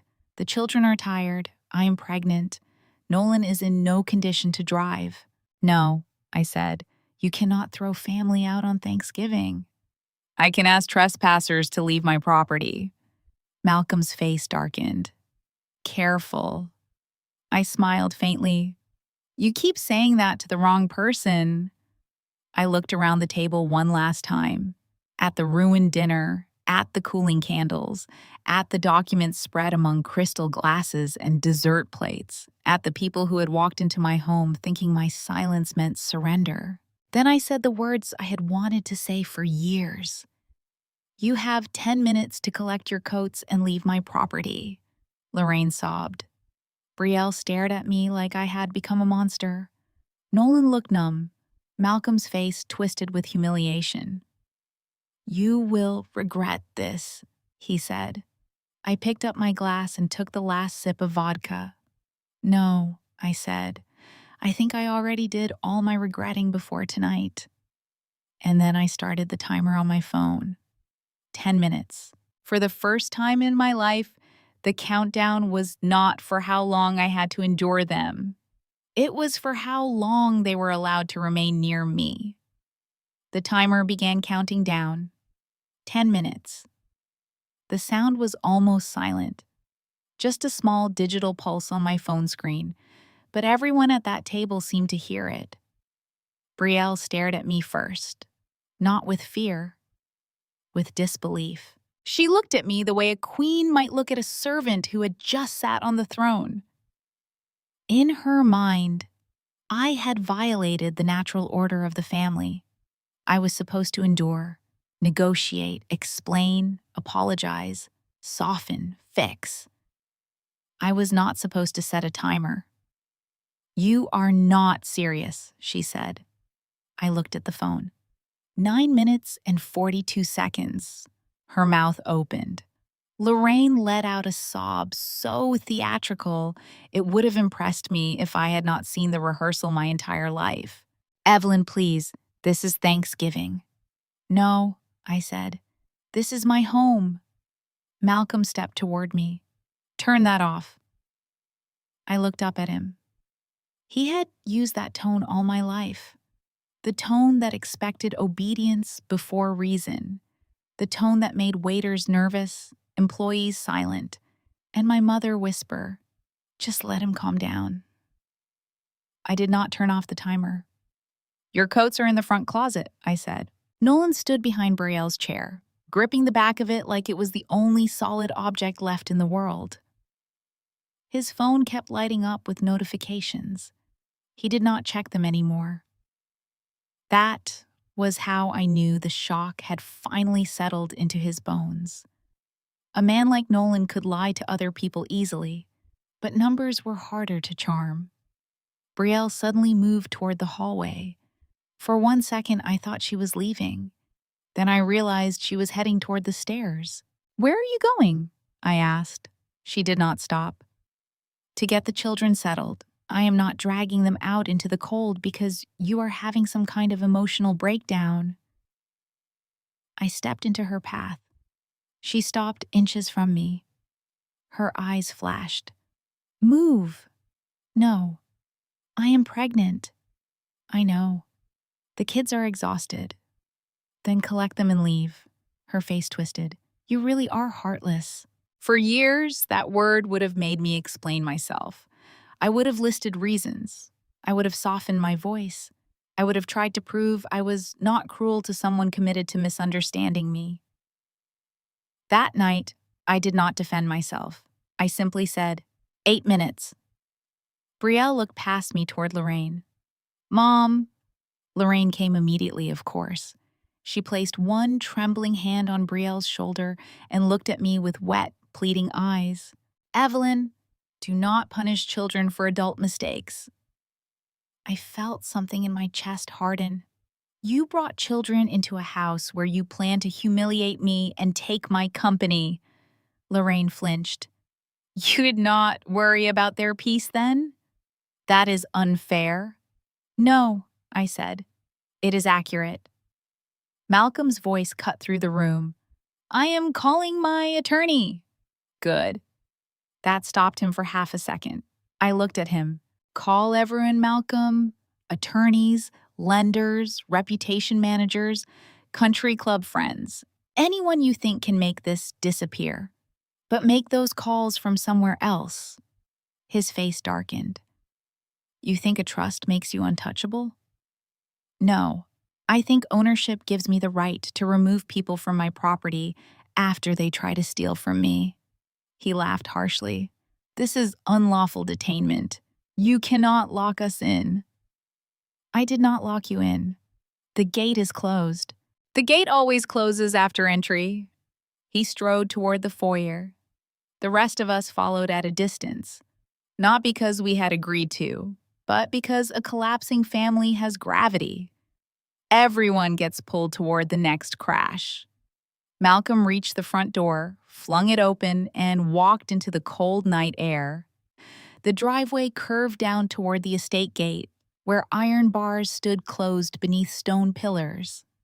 Beyond them, the coastal road disappeared into darkness. Malcolm marched to the keypad near the gate and pressed something. Nothing happened. He pressed again. Still nothing. Then he turned back toward the house, face flushed with fury. "You changed the exit code." I stood in the open doorway, warm light behind me. No, guests do not receive the code. He walked back fast, his shoes striking the stone path. You cannot keep us here. I am not keeping you here, I said. Security will open the gate when you leave. Then call them now. I already did. That made him pause. Actually, that was not fully true. I had done more than call security. Under the dining table, fixed discreetly beneath the edge near my chair, was a silent panic button connected to private estate security and local law enforcement dispatch. Naomi had insisted on it when she realized the dinner might become volatile. I had pressed it when Malcolm slammed his palm on the table. Not because I was afraid of documents, because desperate men do desperate things when humiliation arrives faster than strategy. The first pair of headlights appeared beyond the gate 3 minutes later, then another, then red and blue lights flickered against the stone pillars.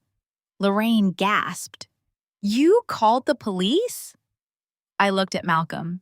Your threats called them. Brielle's face drained. Evelyn, this is insane. No, I said. This is documented. 2 private security vehicles pulled up first, followed by a local police cruiser. The gate opened from the outside control, after security verified the call. Malcolm immediately stepped forward, trying to seize authority before anyone else could explain. Officers, he said, voice smooth now. There has been a misunderstanding. My daughter is emotionally unstable and has attempted to detain her family inside this property. One of the officers looked from Malcolm to me. I was still standing in the doorway, calm, barefoot on my own marble floor, my phone in one hand. Private security had already moved to my side. This is your residence? The officer asked me. Yes. Can you confirm your name? Evelyn Monroe. The officer checked something with the security lead, then glanced at the property record summary I had already sent to the estate security office before dinner. And these guests have been asked to leave? Yes. Malcolm interrupted. I am her father. The officer looked at him. That does not answer the question. I almost smiled. Malcolm was not used to titles failing. The officer turned back to me. Do you want them removed from the property? I looked past him. At Lorraine, sobbing into her scarf. At Brielle, holding her coat around herself like a shield, glaring at me as if my boundary were the greatest violence committed that evening. At Nolan, standing in the foyer with his phone limp in his hand, no longer performing anything. At Malcolm, still trying to look powerful beneath flashing police lights. Yes, I said. I want them to leave. The officer nodded. Then they need to collect their belongings and exit. Malcolm's face twisted. This is a civil matter. Being asked to leave private property is very simple, the officer said. If you refuse, it becomes a trespassing issue. For a moment, I thought Malcolm might argue. His pride wanted to, but even he understood the optics. The man who had tried to steal control of my company at Thanksgiving could still pretend dignity if he left under protest. He could not pretend dignity if he was physically removed from my foyer in front of his pregnant daughter and fraud-exposed son-in-law. He pointed at me. This is not over. No, I said, but your time inside my house is. The next few minutes unfolded in fragments. Lorraine sobbing as she pulled on her coat, asking no one in particular how things had become so cruel. Brielle calling upstairs for the children, her voice too sharp, then too soft, then sharp again. Nolan standing near the mirror in the foyer, staring at himself as though he had found a stranger there. Malcolm on the phone saying, "Get me Richard now." Then, "I do not care if he is at dinner." Then, "This is an emergency." The children came down, confused and sleepy, holding small bags and stuffed animals. That was the only part of the night that hurt cleanly. They had not asked to be born into my family's machinery. I stepped aside as they passed. One of Brielle's children looked up at me and whispered, Are we in trouble? Before I could answer, Brielle snapped, "No, sweetheart. Aunt Evelyn is just being mean." The officer looked at her. Brielle looked away. I knelt slightly, keeping my voice gentle. "No, you are not in trouble." The child nodded, not fully understanding, and followed Brielle out into the night. That was the closest I came to tears. Not for Brielle, for the next generation already being handed a script. Outside, the driveway became a stage for everything they had tried to keep hidden. Brielle and Nolan started fighting before they reached the cars. "I told you to read everything," she hissed. "You did not care what I read when you thought you were getting the brand," he snapped. "I'm filing tomorrow." "With whose lawyer?" "With anyone better than you." Malcolm stood several feet away, shouting into his phone. "No, Richard, listen to me. She set this up. She has documents. No, I do not know what she sent. Find out." Lorraine hovered between them all, crying into her coat, looking from person to person as if someone might still rescue the family image. But the image was gone. Police lights moved across the marble floor behind me. Red, blue, red, blue. The same floor Brielle had crossed earlier, like she was walking into a future she owned. Now, she stood outside, arguing beside a car she might not own much longer. Security opened the gate only after the officers finished documenting the removal. Malcolm hated that part most. I could see it in his face. The record, the witnesses, the fact that leaving my house required someone else's permission. For a man obsessed with control, it was almost poetic. One by one, they got into their cars. Brielle first, slamming her door, Nolan second, after one last dead-eyed look at his phone. Lorraine hesitated, looking back toward the house. For one terrible second, I thought she might say something real. Something like, "I am sorry." Something like, "I failed you." Something like, "I should have protected you." Instead, she whispered, "I hope you can live with yourself." I looked at her through the cold air. I finally can. She got into the car. Malcolm was last. He stood beside the open driver's door, jaw tight, eyes fixed on me. "You will come begging one day," he said. I shook my head. "No, that was your mistake. You thought I was still waiting outside your house." His face hardened. I stepped back into the foyer. "This is mine." Then I closed the door, not slammed. Closed. There is a difference. Slamming a door says you still need someone to hear your anger. Closing it says the conversation is over. I walked through the silent foyer, past the dining room where candles had burned low, and the turkey sat cold beneath silver light. The documents were still on the table. The glasses still held unfinished wine. A napkin had fallen to the floor near Brielle's chair. For years, I had been the one left outside warmth, begging for scraps of approval, hoping if I was good enough, useful enough, forgiving enough, someone would open the door and call me beloved. That night, I stood inside my own house and watched the last car pass through the gate. Then I moved to the living room window. Beyond the glass, the driveway lights glowed pale against the dark. My family's cars disappeared one by one down the coastal road. No applause, no music, no final speech, just distance. I reached for the curtain. For the first time in my life, I was not the one standing outside the warm house begging to be let in. It was my house, my light, my peace. And I finally closed the curtain. The next morning, I woke up before sunrise. For a few seconds, I forgot. That is the strange mercy of sleep. It gives you one clean breath before memory returns. Then I remembered the dining room, the documents, the police lights, Brielle's face, Malcolm's threat. Lorraine's final words. Nolan's phone vibrating at exactly 7 o'clock.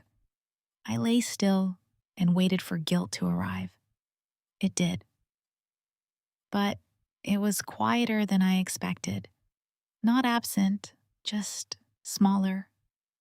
Like a voice calling from another room instead of a hand around my throat. That morning, I did not call my mother. I did not check on Brielle. I did not ask Naomi whether I had gone too far. Instead, I made coffee. Then I walked into the dining room. The house staff had not come in yet. I had told them to take the holiday weekend off, which meant the room looked almost exactly as we had left it. Cold plates, melted candles, folded documents, wine stains near Nolan's glass. A dessert spoon lying under Brielle's chair. It should have looked tragic. Instead, it looked like evidence. I stood at the head of the table for a long time. Then I picked up a trash bag and began clearing it myself. Not because I had to, because I wanted to.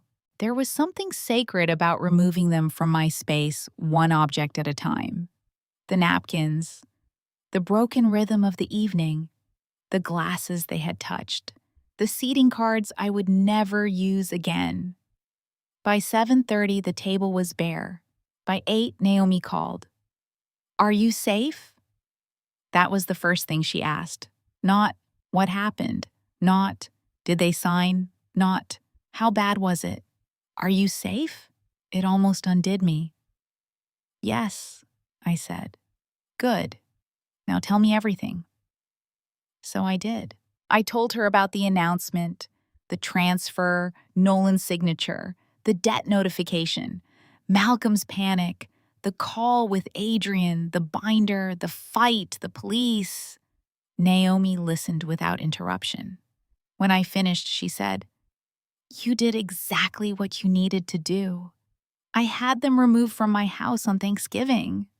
You had trespassers removed after they attempted to coerce you into transferring assets, and after one of them became threatening. That sounds cleaner. That is why people hire lawyers."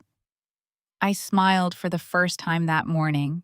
Then she said, "Marcus has already activated Pennsylvania." Of course he had. Within 48 hours, the entire logistics transition was complete. Marcus Reed moved like weather when he needed to. Quiet, inevitable, impossible to stop. The Pennsylvania facility had been ready for months as a backup, though only a handful of people knew how quickly it could come online. Inventory was legally transferred. Warehouse access was updated. Retail shipping timelines were rerouted. Customer service scripts were prepared in case any delivery delays occurred. There were none. Not one customer knew that my family had tried to steal the company over turkey and cranberry sauce. That was the difference between performance and infrastructure. Nolan knew how to talk about scale. Marcus knew how to execute it. By the following Monday, our holiday launch went live. I expected my body to collapse from the stress. Instead, work held me together. There were product shots to approve, retail confirmations to review, packaging samples to inspect, press emails to answer. My team moved through the launch with the focused calm of people who trusted one another. Dr. Lena Park came into my office on Tuesday afternoon carrying 2 paper cups of tea. She closed the door behind her. "I heard enough to know I should not ask for details unless you want to give them," she said. I took the tea. "Thank you." She sat across from me. "For the tea or for not asking?" "Both." Lena studied my face. "You look lighter." That surprised me. "I feel exhausted." Exhausted can be lighter than trapped. I looked down at the cup in my hands. She was right. The launch exceeded projections by the end of the first week. Beauty editors praised the winter balm for its clean formulation and texture. One magazine called our packaging quiet luxury without the moral hangover. A major retailer increased its reorder. Our direct-to-consumer site had its strongest sales weekend of the year. Fourth quarter revenue rose sharply. The brand did not collapse. It did not even stumble. That mattered more than I can explain. Because for years, my family had implied that I was one emotional breakdown away from failure, that everything I had built was fragile because I had built it. That without Malcolm's approval, Lorraine's emotional management, Brielle's imagined birthright, or Nolan's borrowed vocabulary, my company could not truly become an empire. But when they left, nothing broke. That was its own answer. Their lives, however, began breaking almost immediately. I did not go looking for updates. I want to be clear about that. I did not stalk them online. I did not call relatives for gossip. I did not ask Naomi to feed me every detail for pleasure. But when legal matters touch your company, information finds you whether you invite it or not. The lender called the loan. That happened first. Because Monroe Botanica Operations LLC had no meaningful assets, the lender began reviewing personal guarantees, collateral representations, and the documents submitted during the bridge financing process. Nolan's private lender moved faster.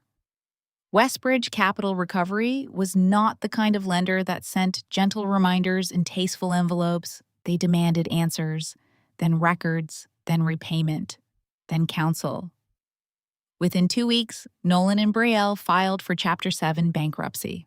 Their house was listed in the filings, so were the cars.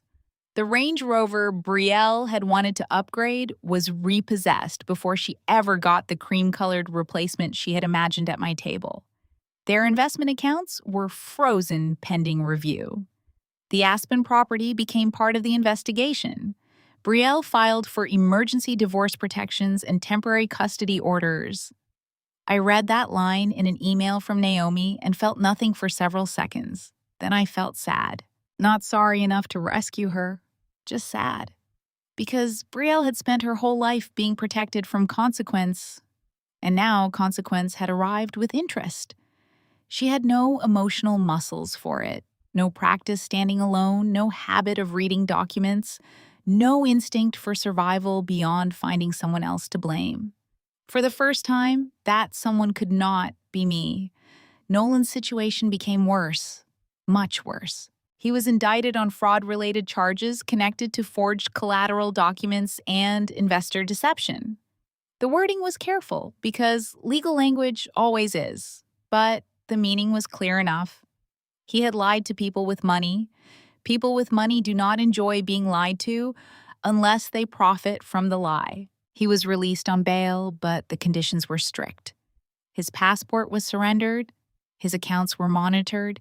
His name, once polished and repeated in investment circles, became radioactive. The same men who had called him innovative stopped returning his calls. That is another thing people should understand about status. It is loyal only while it benefits from standing near you. Malcolm lasted longer. Men like my father usually do. He had spent decades building relationships that looked like friendships, but functioned like insurance. Attorneys, bankers, club members, retired judges. Men who played golf and called favors discretion. But documents are patient, and Naomi had collected enough of them. His lender connections were reviewed. His communications were subpoenaed, his office was searched, several accounts connected to transfers were frozen. The country club did not announce anything publicly, of course. Places like that rarely do. They simply stopped putting his name on certain lists. Then he was not invited to a winter dinner. Then his locker was quietly cleared. Then someone told someone else that Malcolm Monroe was dealing with legal complications. For a man who worshipped reputation, that was not social inconvenience. It was death by whisper. Lorraine responded the only way Lorraine knew how. Voicemails. The first came 2 days after Thanksgiving. I watched her name appear on my phone and felt my whole body tighten. I did not answer. She left a message. Evelyn, sweetheart, I know things became emotional. I know words were said, but this is still your family. Please call me. I deleted it. The next day, another. Your sister is not well. The stress is dangerous. I need you to think about the baby. Deleted. Then, your father made mistakes, but he is still your father. Deleted. Then, I do not know what Malcolm told you, but I was never part of the financial side. You know, I have always loved you. Deleted. Then, how can you do this to your mother? Deleted. Each message tried a different key. Guilt, fear, tenderness, denial, history, family duty, motherhood. None opened the door. That was new for both of us. For 34 years, my mother had believed access to me was permanent. She thought she could wound me, ignore me, use me, and return whenever she needed comfort from the daughter she had never protected. She was wrong. On the 19th day after Thanksgiving, I did one final thing. I sent Malcolm a certified cashier's check for exactly $5,000. Not because I owed him. I had paid him back years before. This check was different. It was ceremonial. Naomi advised against sending anything emotional, so I kept it clean. No accusations, no paragraphs, no explanation he could twist. Just a white envelope. Inside was the check and a small card with 3 words, paid in full. That was all, $5,000. The amount he had used for years as a leash, the amount he had inflated into ownership, authority, authorship, fatherhood. The amount he believed gave him the right to say he made me possible. He never made me possible. He made me careful.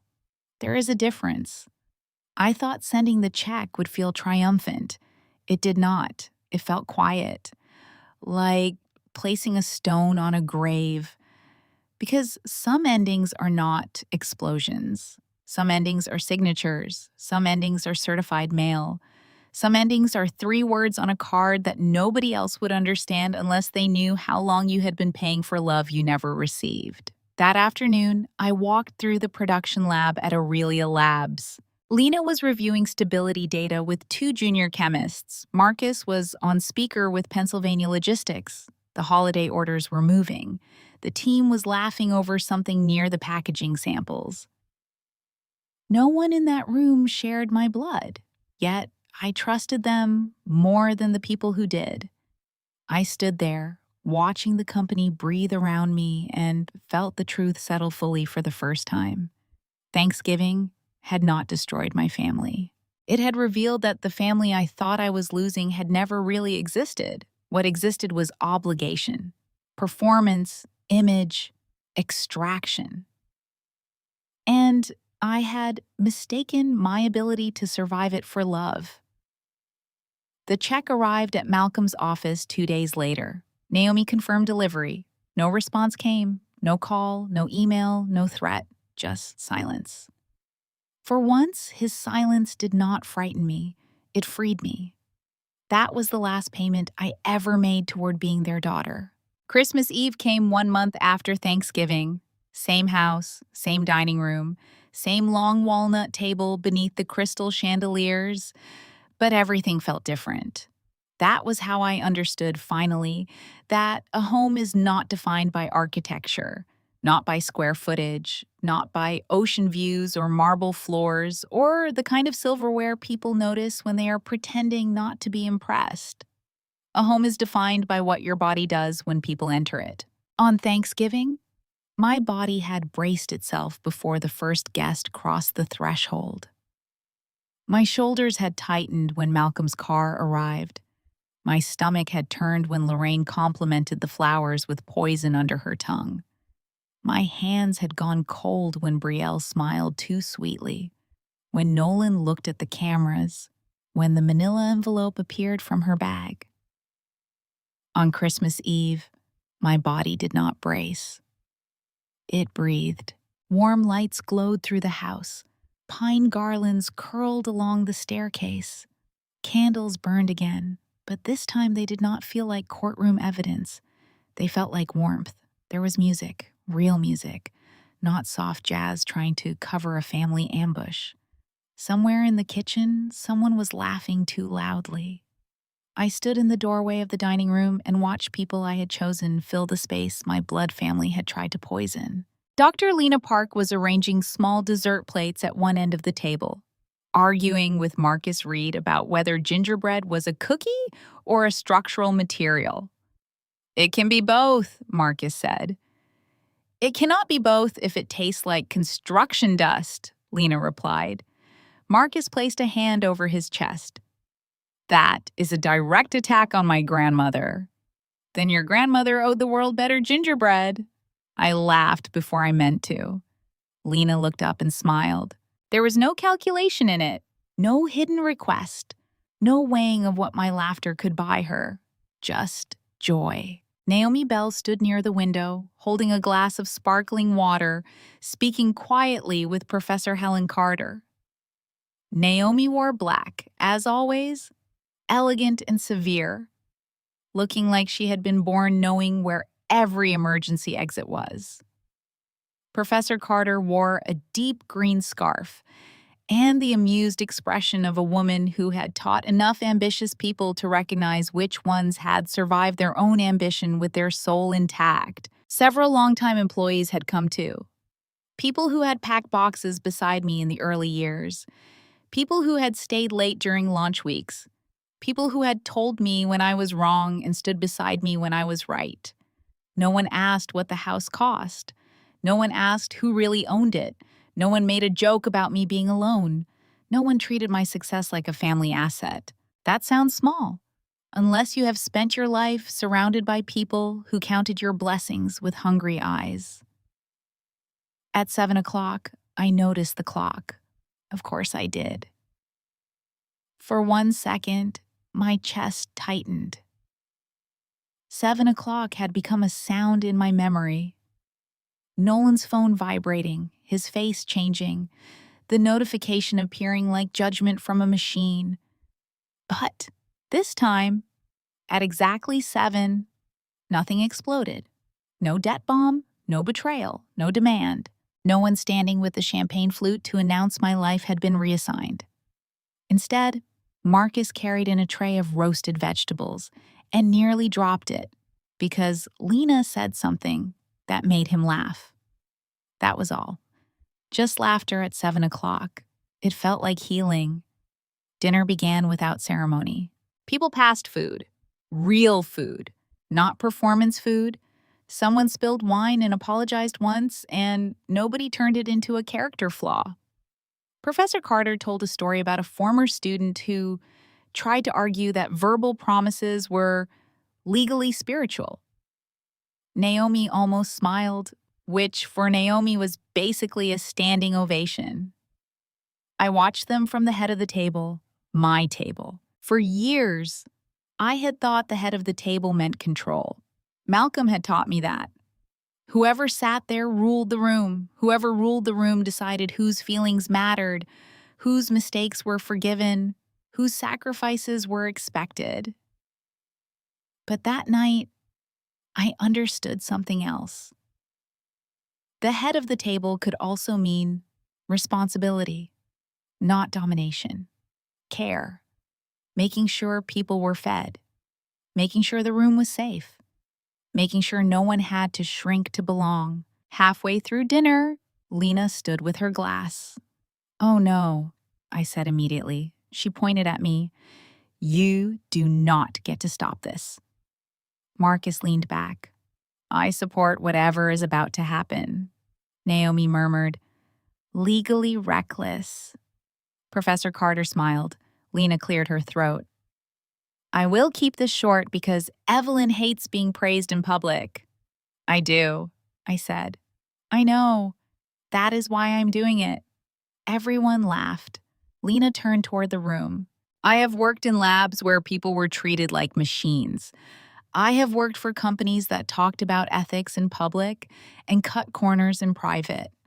I have watched founders build something beautiful and then become the kind of people they once claimed to oppose. Her voice softened.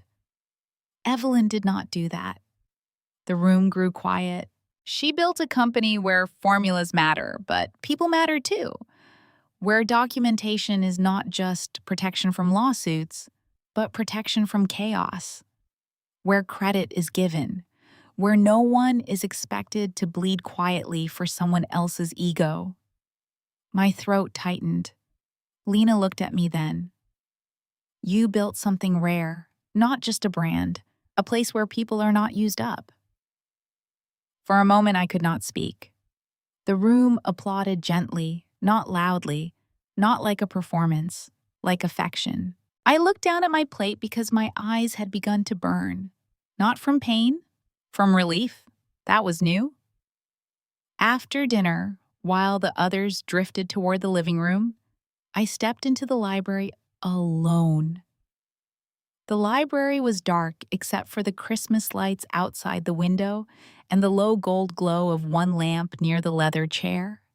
From there, I could see part of the driveway, the same driveway where Brielle and Nolan had fought, the same driveway where Malcolm had shouted into his phone, the same driveway where Lorraine had looked back at me and said she hoped I could live with myself. I stood there with my arms folded, expecting the memory to hurt the way it had at first. It did hurt, but not the same way. The wound was no longer open. It was tender, healing, still ugly in places, but closed enough that touching it did not make me bleed. My phone was in my pocket. No new calls from Lorraine, no messages from Brielle, no threats from Malcolm. No updates about Nolan beyond what Naomi had already handled. For most people, silence from family might feel lonely. To me, it felt like the end of a siren I had heard my entire life. I no longer waited for their approval.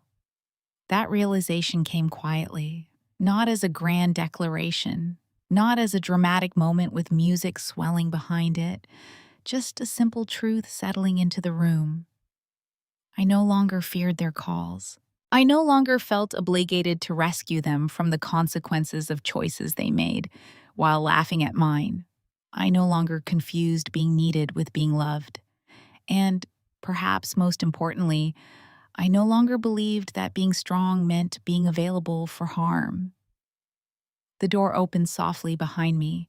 Professor Carter stepped in. "I thought I might find you here," she said. I smiled. "Do I look that predictable?" "No," she said. "You look like someone taking inventory." That made me laugh quietly. She came to stand beside me at the window. For a while, neither of us spoke. Then she said, "You built the walls." I knew what she meant. Years ago, in a classroom where I could barely keep my eyes open after work, she had told me not just to build the product, but to build the walls around it. "I did," I said. "And now?" I looked back toward the dining room, where voices rose and fell in easy conversation. "Now I think I'm learning how to open doors, too." Professor Carter nodded. "That is the part people forget. Walls are not meant to become prisons. They are meant to decide who enters." I carried that sentence with me back into the living room. Later, near midnight, after dessert, after laughter, after gifts exchanged without hidden debts, I stepped once more into the dining room. The table was messy, beautifully messy. Crumbs on plates, half-empty glasses, napkins unfolded, pine needles near the centerpiece, a smear of chocolate on one dessert spoon. Thanksgiving had left the table looking like evidence. Christmas Eve left it looking lived in. That was the difference. I thought about revenge then. Not the kind people imagine, not screaming, not begging, not ruining someone with your own hands, not becoming cruel because cruelty was done to you. Revenge, real revenge, can be quieter. Sometimes revenge is documentation. Sometimes it is a signature. Sometimes it is silence. Sometimes it is letting people sign exactly what they demanded. and watching them meet the truth they refuse to read. Sometimes revenge is not destruction at all. Sometimes it is protection. It is building strong boundaries around what you created. It is refusing to hand your peace to people who mistake access for ownership. It is letting greedy people collapse under the weight of their own choices while you continue living. For years, I thought choosing myself would make me lonely. That was the lie my family needed me to believe. Because if I believed love only existed where blood existed, then I would keep returning to the people who used me. If I believed peace was selfish, then I would keep sacrificing it. If I believed being strong meant enduring everything, then they could keep calling my endurance love. But love does not require you to disappear. Family does not require you to be robbed politely. Forgiveness does not require you to remove consequences from people who planned your destruction. And being the strong one does not mean becoming the family sacrifice. If you are listening to this because you have been the scapegoat, the black sheep, the difficult one, the one everyone calls selfish, the moment you stop being useful, I want you to hear me clearly. You are not selfish for protecting what you built. You are not cruel for refusing to rescue people from consequences they chose. Blood does not give anyone permanent access to your life. You are allowed to build a fortress. You are allowed to lock the gate. You are allowed to stop explaining pain to people who benefit from misunderstanding it. And one day, if you are patient, if you survive, if you keep choosing yourself even when your hands shake, that fortress may stop feeling like defense. It may become a home. Behind me, Lena called my name. Evelyn, Marcus is claiming gingerbread can be load-bearing again. I turned from the window and laughed. I am coming. Before I left the dining room, I looked once more at the head of the table. Thanksgiving had been the night my family thought they took everything from me. My company, my authority, my home, my peace, my place in the story. But in reality, Thanksgiving was the night I finally stopped giving them access to anything at all. And Christmas Eve was the night I understood that nothing had been lost except the illusion that they were ever entitled to me. So if you have ever been expected to save everyone while no one saved you, I hope you remember this. Sometimes the ending is not revenge served cold. Sometimes the ending is dinner served warm, in a house that is yours, surrounded by people who do not need you, broken in order to feel whole. That was my ending, not because they lost, because I was finally free.